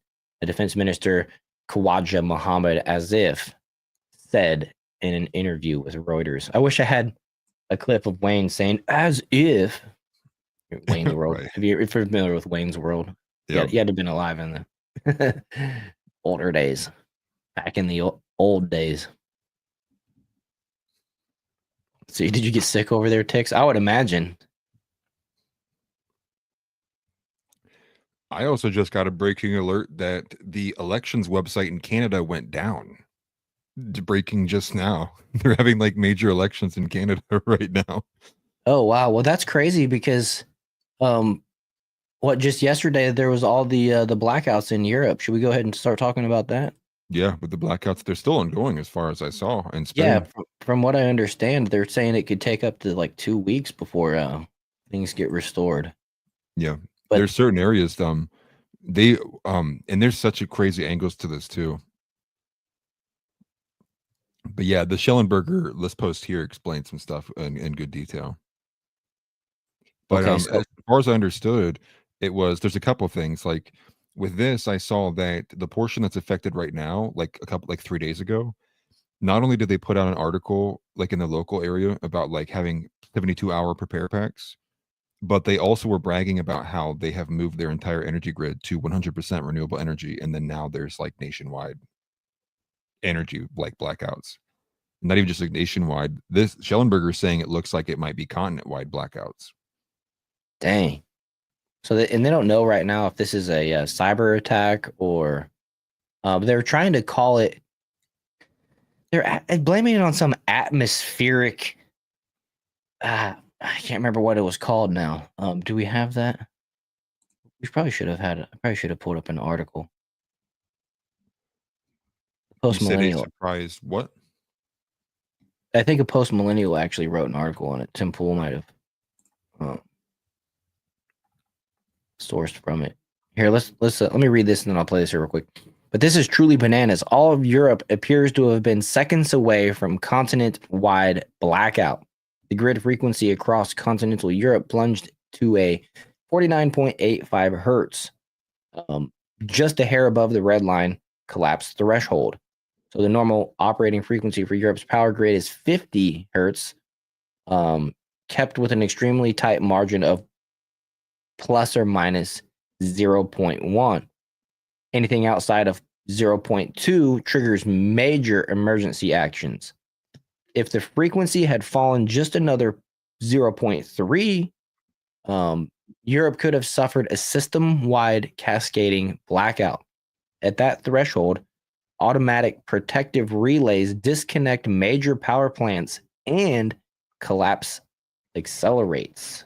So, dang, they got kind of lucky, apparently. I hate to say that considering what they're still dealing with, but it's disturbingly easy to imagine multiple scenarios where that could have occurred. The full story is here. So let's he's gonna make me subscribe to unlock it. Well, I'm not doing that, Michael Schellenberger. Right. Yeah, right. Click the link to my Substack and you can read the full article. Like, okay.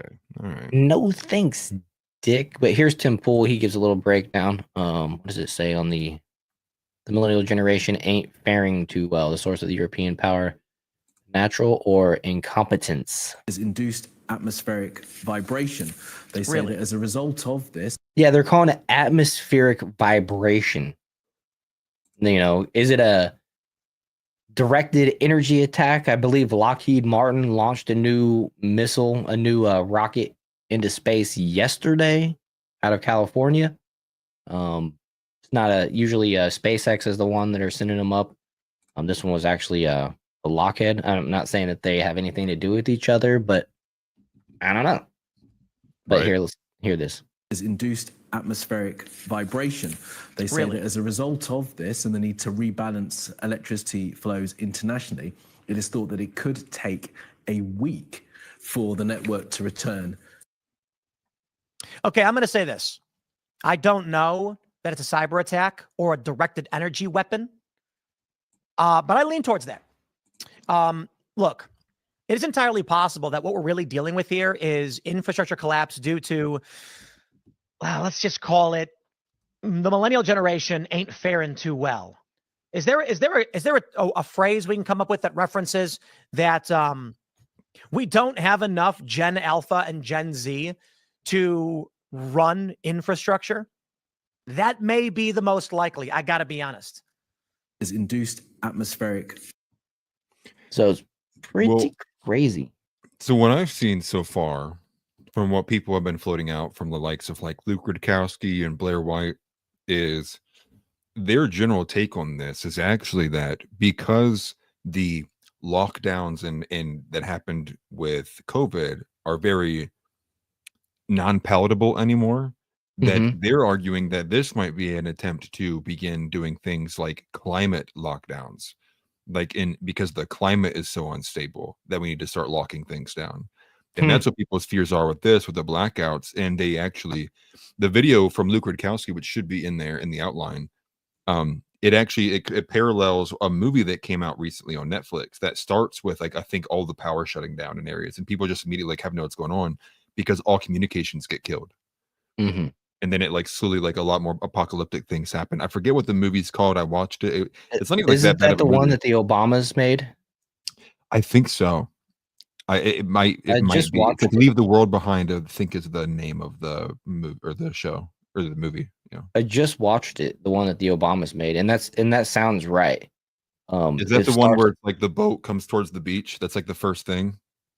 Yes, the very first opening scene, the big ship hits the beach. Yeah, grounds and they itself on the beach. You see it slowly get closer and closer, and they're like, I think that's coming closer. The sun says it, I think. Right. Then they start realizing that planes you're are crashing and stuff like that, and yeah, that's the power terrifying goes part. out. There's When he goes out to that house by himself, and you see the plane incoming out of the sky, and he tries to run out of the way on the beach. Like that part is terrifying.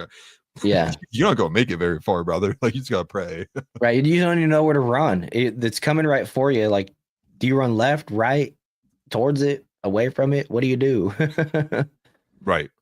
Just me said, yeah, that's it. Leave the world behind. Okay, I thought so. Yeah, exactly. But Jay says usually if it was from the sun, we would get warnings and have data. And we just had a solar flare or whatever it's called hit the United States, the northern part of the United States. Like, there was warnings that there might be some power grids go out, radio frequency and stuff like that, like in the Pennsylvania and like north up into Canada area. And I believe there was actually some brownouts that happened because of it. And that was a rather significant one. And I don't think that it actually compares to what we're witnessing, what we're seeing over in Europe right now. But you're right, Jay. We knew it was happening ahead of time. And I read it on just my Google News on my phone or whatever. I'm like, oh, crap. We're going to get hit with a pretty strong solar flare and might actually lose some communications and stuff. And this is way bigger. So, I know we're talking about the blackouts, but the Canadian thing's bothering me a bit because I'm seeing people posting about it nonstop right now.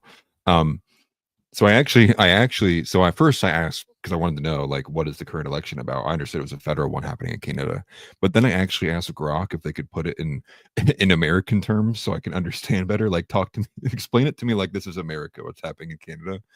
And this is what Grok said. It said, think of the Canadian federal election happening today as similar to a U.S. presidential or midterm election, but for Canada's entire federal government. Canadians are voting to pick their equivalent of Congress members, 343 representatives for their House of Commons, which is like the U.S. House of Representatives. So basically, like, they're having an election for all of their Congress right now. And like, based on, I believe, the votes and who and how many votes fall into the different parties. And I think that turns into like individual members. But it's wild because the video, which we have this one in the blackout one, but the video I had there too shows the people who are currently reporting the news, their website is like just down, like DNS error. And so people are going crazy thinking that there's clearly a rigging happening. And if people were unfamiliar, if you follow Viva Fry, you're probably a bit more privy to what's happening because he's Canadian, so he spends more time talking about it. But in that, Pierre Poilievre, I can't probably say his name. Polyev, right. I think it's Pierre Polyev or something. I don't know.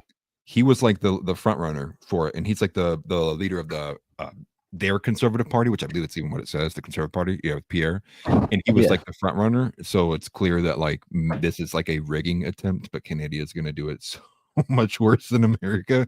It's like in front of everybody's faces. So this doesn't, the power outage doesn't affect Canada though, right? No, the blackouts I've been seeing have been happening just in Europe, right? So I believe it was like Spain, Portugal were like the main areas that were affected. They're like right next to each other. And then I believe Belgium and there's another country that were all like widely spread affected. If you actually click, this is where I actually saw it from. If you click on underneath this video that you have on your screen right now with the Luke Rutkowski, it says from Anand Pana. The original source of that has the hashtags of the countries that were affected. There it is. Spain, Portugal, France, and Belgium. Okay. Gotcha. So yeah, I mean, that's pretty significant. Yeah. Crazy. It is wild. And this is, I believe, the trailer. It's part of the trailer for Leave the World Behind. And then at the halfway point in this video, you're going to start seeing videos people have taken of what their cities look like in this blackout. It's terrifying. So House mentions that they, I'm so far behind in the Discord, I don't want to go to the live, which maybe it's in topic submissions.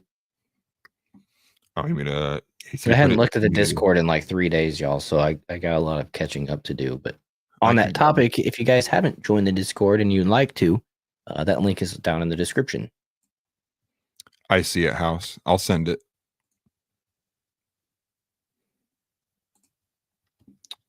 Let me put it in. I'm going to put it right underneath that one I just added. I grouped the India-Pakistan stuff together so it wouldn't take up so much space.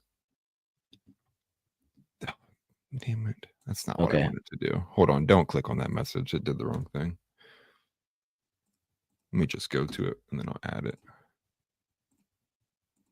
It's from Zero Hedge here. Okay. Now it should go in there. Yeah, article from Zero Hedge under that X alerts one. Breaking X alerts on. Yeah. Well, this is insane. Is like I literally was struggling to put stuff together for like the outline today, trying to find like hard topics, and now here it is all happening like while we're live. Like all right. Well, I don't want to get too far. Well, do we want to focus on the Canada elections or do we want to focus on the blackouts in Europe? Let's just go ahead and do that. We'll do the blackouts. Because Canada sucks anyways. Right, which we can touch on that too, but I just don't want to get too far off. If you want to make a clip of this or something, it's going to be a hassle. I know. Big middle part. Yeah, stay in this one. Yeah, so we got this post here from Luke Rutkowski, blackouts in Europe, and I'm already thinking about predictive programming, doing a video on this soon. So let's check this out. I'm curious. It's a Netflix. Is this a Netflix trailer? Yeah. See it Netflix right there. Yeah, it's a preview, so you can play it. You're fine. No worries about the copyright on it. Yeah, trailer should be fine. So sorry to bother you. You must be Amanda. Oh yeah, this is the movie that we're just talking about. Yeah, Leave the World Behind. Why did you come here? In my line of work, you have to understand the patterns that govern the world. That can help you see the future. And I knew something was coming. Wow. Bodego. I don't understand. What do you mean? We've all been deserted.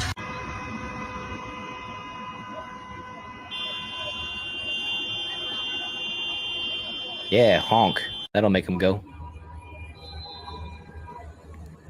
Right, but look how destroyed their traffic is because all the lights are out. Yeah. Do they even follow traffic laws in the first place?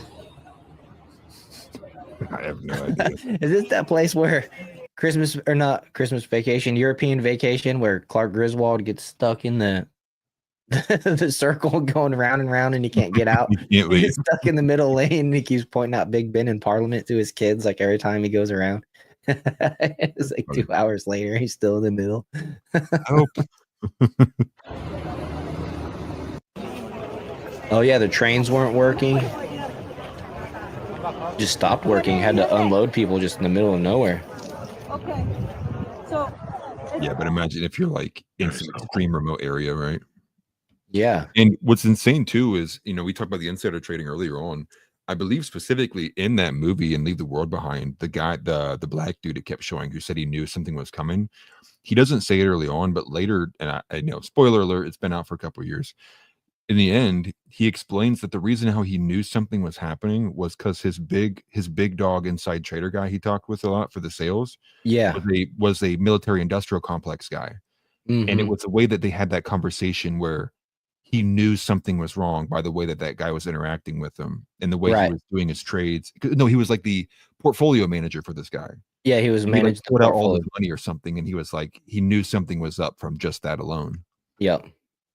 Exactly. So he was a little bit, you know, aware of what might happen potentially. But yeah, it was actually a decent movie. Wasn't the best. I think the end was really stupid. If I remember correctly, it just cuts off right at the end. Yeah, there's no closure. It just ends. Yep. That's right.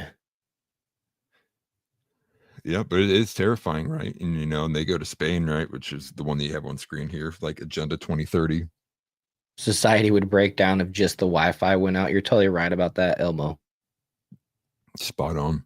Yeah. I mean, you just get the cell towers and people can't talk to each other and you can't reach out, you can't communicate. And I mean, people would like freaking lose their minds, right? Especially since, I mean, nobody has landlines anymore. Like if cell phone towers go out, communication is just toast. Right.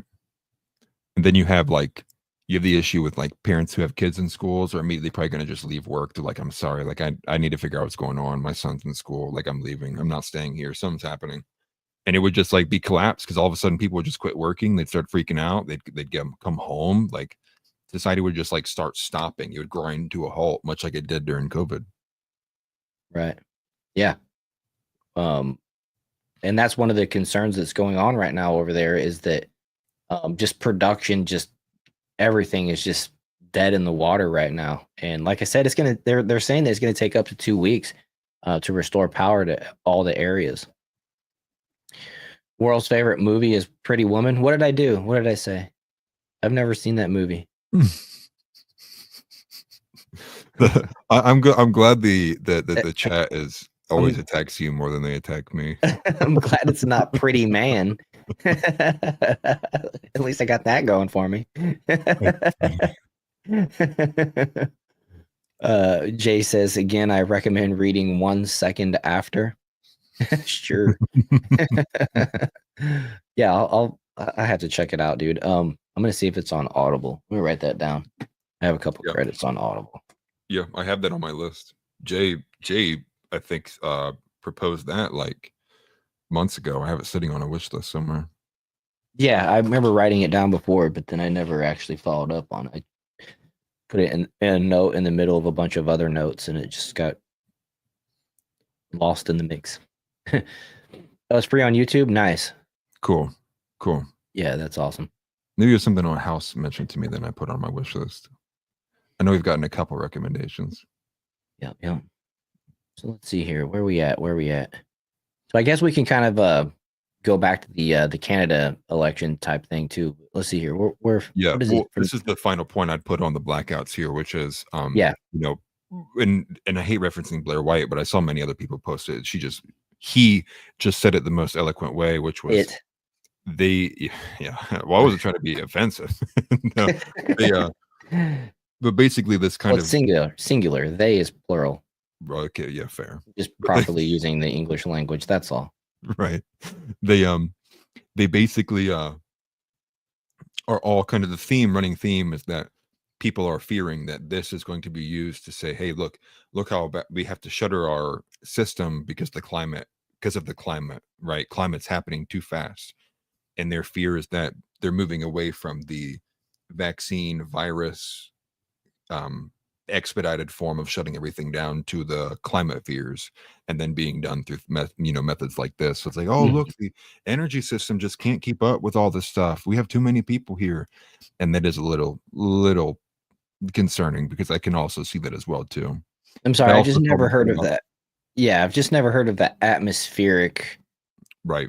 Whatever the hell, like vibrations. I mean, I would think that in my 40 years, we would have experienced this at least once somewhere else in the world, and we would have heard about it by now. I mean, I watched plenty of obscure videos of crazy things happening, of floating ball lightning and this and that.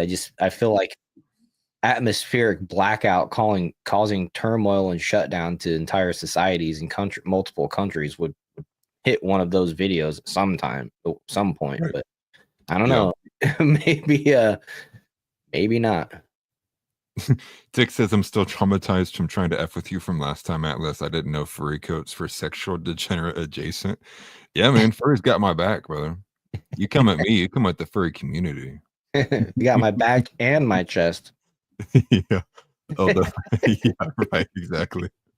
Which they probably have less of my back now. I got rid of my my fur baby that used to sit directly under my chin. Right. Your neck is thanking you for it. Yeah, right. Much lighter. I'm way more aerodynamic. It is crazy the difference of skin cone between my face and my neck. It's kind of wild. Do you feel more aerodynamic now? I'm supposed to go tan, but like cover my face and like put my neck in the air. Like, yeah, I'm not doing that. You need one of those mirror things. It's not gay. No, yeah, that's right. They sit there with like the mirrors that like protected on the face. Yeah, definitely not gay, guys. I would never be homosexual.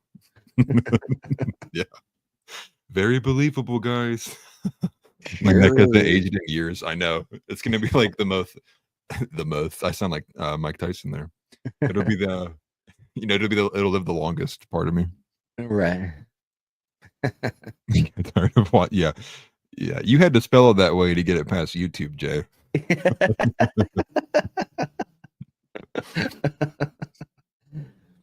That's really funny. Yeah. We love you guys. It's over. I've had to give it up like Milo. But it's actually, I can already tell it's growing back some. Yeah, I know. Like I said, it goes fast. I mean, like by next month, it'll be just right there where it was. Yeah, I almost had a disaster. The day of our last show, I was doing like this line right here, and I went in too far, like right around this area, and I was like, "Am I gonna have to just cut my whole sideburn off and do away with like the goatee, all of this down to the goatee?" Because I've been growing this part out less time than the front, because I was just rocking the goatee for a while. But I did want to make mention, because there's a phenomenal comment by Jay earlier, which is way too far up to go scroll, but it was in regards to just me saying that she thinks the belief is from the Indians, is what they reincarnate as cows. Mm-hmm. And then Jay was like, "Oh yeah, definitely. My wife was a cow in both lives." Oh yeah, his ex-wife. I was dying. Bro. I couldn't say anything because you were covering something, but that was a really good one. Can't confirm my wife is a cow. Tix Bomber, I'm not gonna say that, but they'll just clip the first part. It's too easy for Tix. It rolls off the tongue for him to say stuff like that. I see what you're doing, Tix. That's funny. I've been privy to frat parties. I know what goes down there. We didn't associate with the frats. Yeah, right. I had friends who would go and slash their tires, and I'm not shitting you, dude. These guys had their tires fixed by 8 o'clock in the morning. Like, it was funny, dude. I mean, we're talking years and years ago. Yeah. But my friends, I'd go visit them out in at K-State, Manhattan, Kansas. And there was a big frat house like next to their apartment, and you could see over like the privacy fence from my friend's like second floor apartment. And he's like, I hate that Jeep. This guy was like, I hate that Jeep. And he went over there and he just slashed all 4 tires. I'm not joking you, dude. It was like 2 in the morning. By like 8 o'clock in the morning the next day, that dude was driving the Jeep out of the freaking parking lot. I don't know what happened. Like maybe he faked it. I don't know, but it was the weirdest thing. Right. Maybe the tires are like the special ones that have no air in them, so like it didn't matter at all. Maybe Like the hexagon pattern ones. I was impressed. I was just like, well, that was a waste of your time and risk Right. and getting thrown in jail. Exactly. Well, listen, I figure we got like what 10 minutes left. Yeah. I think we just play that video of the Canadian election. See, I'm doing world stuff now. The Canadian election website being down, and then probably just do our verse of the day after that. Yeah, I'm down for that. We can wrap up a couple minutes early, even if we need to. But again, yeah, with the Canadian elections, this is a major election for them, right? And somebody made the comment earlier, like major Canadian election. I'm just hearing about this now. Yeah, be thankful you're an American. Right. But this is the breaking news, right? And I think it's a clear and obvious rigging happening. I think that's probably why most people are like freaking out about it. But again, this was a half hour ago, 8:24 p.m. Yeah. And I do recommend people following this account here, at X Alerts, EXXALERTS. It's one of the, in my opinion, one of the best. I like them actually preferable to Leading Report and Raw's Alerts. Actually, they're probably my favorite. Let me go ahead and give them a follow then. I've never seen them. I've never come across this one. Yeah, they're good. All of Canada has the population of California. Yeah. That's pretty funny. All right, well, let's check this out. What was that you said? I think it's like 30 million, something like that, maybe even less than that. Okay. Yeah, one developing story, Omar, that we're keeping a close eye on. The Elections Canada website appearing to be down for some Canadians, for many right now going on the website. This is what they're seeing. We actually experienced it here in our breaking news center as well, though we were able to get on another computer, though some people taking to social media tonight, sending out tweets like this on X. Patrick saying elections.ca isn't working for me. Does anyone else have this issue? An obvious concern, Rachel. Yeah, so Gashi and Omar, we have reached out directly. They've reached out directly to somebody, is what she said. Yep. But no, this is why paper ballots. Plain and simple, paper ballots. I don't know what kind of internet connection these people. I can't vote because the internet website is down. Paper ballots, man. It's just as simple as that. Take the R and the D off the names. Paper ballots. Maybe even 1 vote per household. But yeah, this is a tragedy. Right. Well, I'm not even sure if this would have happened in the United States election in November, both sides of the aisle would be crapping their pants, especially the side that lost. Oh, yeah. I mean, this is if this isn't an indication of why we need to make sure that our servers stay off the internet and our elections are secured by paper ballots, man. I don't know what else is. This is crazy. Yeah, Right. just me. I'm thinking the same thing. Said, do they vote from their phones and computers? Like, that's crazy. Yeah. I was actually going to look that up because I'm assuming it was just like it's all the people in Canada who are live streaming and watching it are probably just monitoring this website, right, to like show the results. Right. I'm curious if it is that, right? What if they do use this to actually vote? Then it's like that's a real problem. I didn't know that they did voting online like that. Mm-hmm. I'm learning too much today. I didn't want to be that smart. No matter who wins, the other side is going to be up in arms, not in arms literally, but you know what I'm saying. They're gonna be like rabble, rabble, rabble. Right. Which I can't blame them. You know, what if like you're winning and then it comes back on in an hour and now you're losing? You didn't gain one singular vote. You know, you're going to feel like you're getting a fair shot. Like, no, I don't think anybody would. No. Here comes this person said, yep, here comes the melon votes from the Walking Dead community. This is the infamous graphic from the 2020 election when the water mains went out or whatever, I think late in the night. Okay. Yeah, no, they don't. Gronk is telling me they vote in person. They use paper ballots that are marked and they also count their votes by hand. So Gronk told me. Gronk could be wrong. Okay, so this person asks, is this a preview to the USA 2026 elections? Hope not. So, okay, well, so I'm going to replay this video. Because what website is this? Yeah, one developing story, Omar, that we're keeping a close eye on. The Elections Canada website appearing to be down for some Canadians. For many right now going on the website. This is what they're seeing. We actually experienced it here in our breaking news center as well, though we were able to get on another computer, though some people taking to social media tonight, sending out tweets like this on X. Patrick saying elections.ca isn't working for me. Does anyone else have this issue? An obvious concern, Rachel. Yeah, so bashing. So let's see. Well, let me log into the Elections Canada homepage. I just tried it because I was trying to look up how they vote, and I can't load it. Same thing for Yeah, you. It's just spinning around. loading. So that's apparently the proper website, but I was hoping it would be up so that I could find out more information about it. But it says here, find all the information you need to know to vote in the 2025 federal election. Yeah, it's down.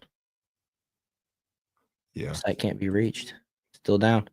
Let's see here just real quick. Find all the information you need to know to vote in the 2025 federal election. You will learn whether you are registered to vote, where to vote, what your riding is, who the candidates in your area, who your riding are, and more. So I guess riding is area. I don't know. So yeah, that's actually, now that I have a clearer picture, for us, we have to vote for me personally, we have to vote at a specific destination,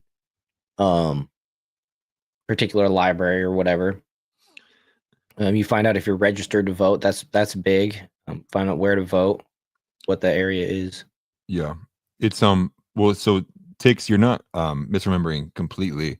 From what I'm seeing is that the federal elections is the only one that they don't have like online alternatives for. It looks like the local municipalities do have online voting and you can, but because this is a federal, this is going to be by hand in person. But I'm reading here too, it shows like they've tried to pushing for internet voting since 2010. Like in 2010 they tried doing it, in 2016 they tried doing it, in 2017 they tried 3 times to do it, in 2020 they tried to do it as well. So clearly there's people trying to push for it. They want that voting, the internet voting. Interesting.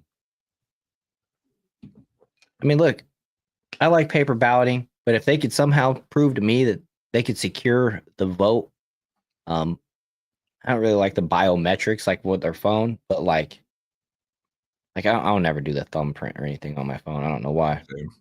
It's not like if they want my thumbprint from my phone, I'm still pushing it to the screen like they could get it, but you know what I mean? Like I'm still using my fingers on the screen. Right. But I just don't, I don't want them looking into my eye and using my eye to unlock stuff or whatever. It's just weird. It's I'm a little too old school, I guess, just to start trusting all that. But I mean, honestly, technically, when you get a cell phone, it's kind of like they're registered to an individual, so there kind of is some type of security in it. So maybe they could figure it out. But I'm just paper ballots, and that's pretty much it where I want to go. Yeah, I get it. House said radical ginger Tyler Russell was in the lead, so the fix was in. Nice. They can't have a ginger be president. Good lord. I mean, he's got a good name, but right. I like the name, not anything else though. Yeah, let's see. Who was it? Tyler Russell was, what party was he?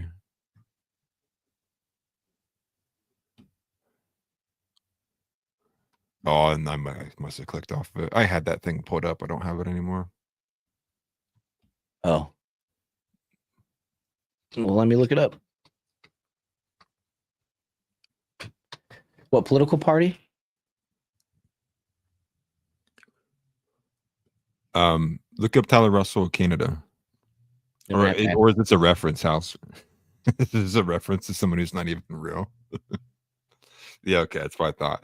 Yeah, I was gonna say, I'm like, I only see this many parties. I don't see Tyler Russell. I don't even know who that is. Okay, so right here it says Tyler Russell is a figure known for his involvement in far-right activism in Canada. He is the host of the Russell Report on YouTube and has been involved in organizing events such as the Freedom Rally in Ottawa, where he addressed the crowd on Canada Day in 2020. So was that the trucker rally? Nice. They have a So Canada Russell has First also been Discord. associated with the Canada First Discord chat room, which is described as one of Canada's biggest, youngest, and newest white chat rooms. Oh, okay, so I get it. He's the Canadian Hitler. Yeah, okay. Interesting. But he was in the lead. I like He's that. in the lead. Is that right? No, it was a joke. This is just like some commentator he was saying. Oh, I was just like, what? Yeah, right, yeah. Okay. It's funny, right? Now that you know the context. Tyler Russell is like their very own Okay, House NJF. said he was in the lead. I was trusting House AI over here. Yeah. Yeah, the whole system's messed up if House AI starts messing with us. That's funny. But he said it's a joke. Okay, I appreciate it. right. So I didn't know. I had to go through Discovery to figure it out. Yeah, sorry I'm not up to date on Canadian white supremacists, House. Far right activism in Canada is like moderate American. That's true. Right. he owns a shotgun. He's got a single load, no magazine, no anything. It's just a single shotgun. That's the far right in Canada. Right. Just me. I didn't know either. I've never heard of that guy before. It would be awesome if Canada elected him as the president, though, for real. Mm-hmm. Yeah, I'd be down for it. Right. Well, I said I'd probably like the I probably would. Probably a pretty cool guy. But Evil Elmo says, didn't Canada a couple years back celebrate an actual Nazi that fought Russia in World War II? Yeah, I think it was just last year. I think they honored a World War II veteran that turned out to be an actual Nazi. I think it was just last year. I remember that. Pretty crazy. Right. Well, I guess with that, we should probably just go ahead and wrap her up. You want to take us out? Yeah. So I was going to do the the Nicene Creed. I'm going to pray. We'll do that after, but I did want to do the verse of the day. Which if anybody doesn't have their Bibles on them, I have left my Bible open.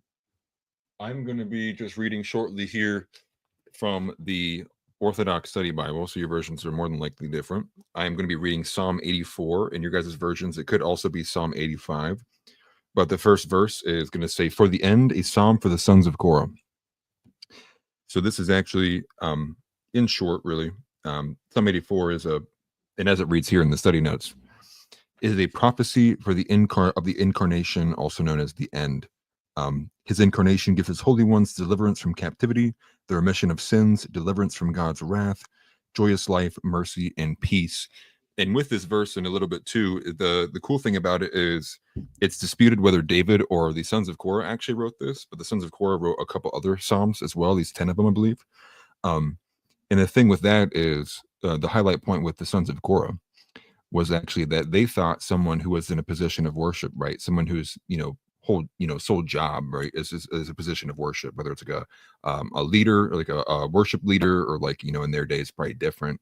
But they viewed it in the way that like that was the highest position anyone could hold. Like that was there. And with the Korahites, I think, to be someone who like was leading people in prayer and in worship, that was like the highest position someone could hold. So there's a cool fact with that.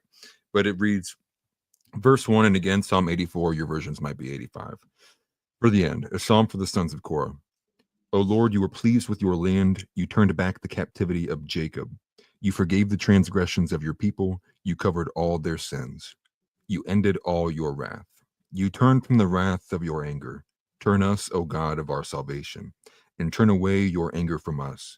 Will you be angry with us forever, or will you prolong your anger from generation to generation?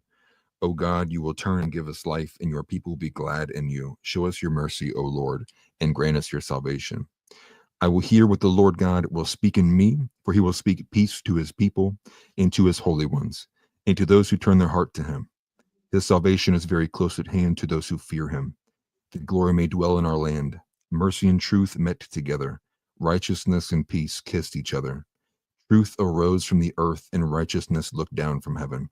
For the Lord will give goodness, and our land shall yield its fruit. Righteousness shall go before him and establish his footsteps as our pathway. And just a tidbit there, that's Psalm 84. I thought it was good. I actually follow a guy who's one of the best accounts I follow. He's an effort poster on X. His name is Sons of Korah. You can find him. You can probably find him from my profile too, just by searching that way. He is a really good Christian poster. But here we do have the Nicene Creed, and I'll go ahead and read this actually. This is the prayer I did last show, so we'll go ahead and end it on this one. So if you want to bow your heads or whatever, you can do that. Totally fine. Oh, you have it pulled up. Cool. Mm-hmm. So this is, I believe in one God, the Father Almighty, maker of heaven and earth, of all things visible and invisible. I believe in one Lord Jesus Christ, the only begotten Son of God, born of the Father before all ages. God from God, light from light, true God from true God, begotten, not made, consubstantial with the Father. Through him all things were made. For us men and for our salvation, he came down from heaven, and by the Holy Spirit was incarnate of the Virgin Mary and became man. For our sake he was crucified under Pontius Pilate. He suffered death and was buried and rose again on the third day in accordance with the Scriptures. He ascended into heaven and is seated at the right hand of the Father. He will come again in glory to judge the living and the dead, and his kingdom will have no end. I believe in the Holy Spirit, the Lord, the giver of life, who proceeds from the Father and the Son, who with the Father and the Son is adored and glorified, who has spoken through the prophets. I believe in one holy Catholic and Apostolic Church. I confess one baptism for the forgiveness of sins, and I look forward to the resurrection of the dead and the life of the world to come. Amen. Amen. And thanks for reading that. Appreciate you. Yeah. So yeah, make sure you guys on the way out, hit that like button. If you're interested in joining the Discord, the link is in the description. Make sure to follow us on X and YouTube. You can follow our individual channels. For me, it's America First TV. For Atlas, it is Atlas Thugged. Maybe if you guys on X are interested in showing us a little love and support over on YouTube, you'd look up those channels and give us a sub, give us a like, all that good stuff. We're working hard, trying to make this world a better place, a little bit doing what we can, just for, well, not really the world, but, you know, the United States, and we want the best for our country. America first. Yeah, we want the best for our country and our fellow countrymen. And, you know, with that, I think I'll just end by saying we'll see you guys on Wednesday. Love you guys in chat, and Christ is King. Yeah, Christ is King. Have a good night, everybody.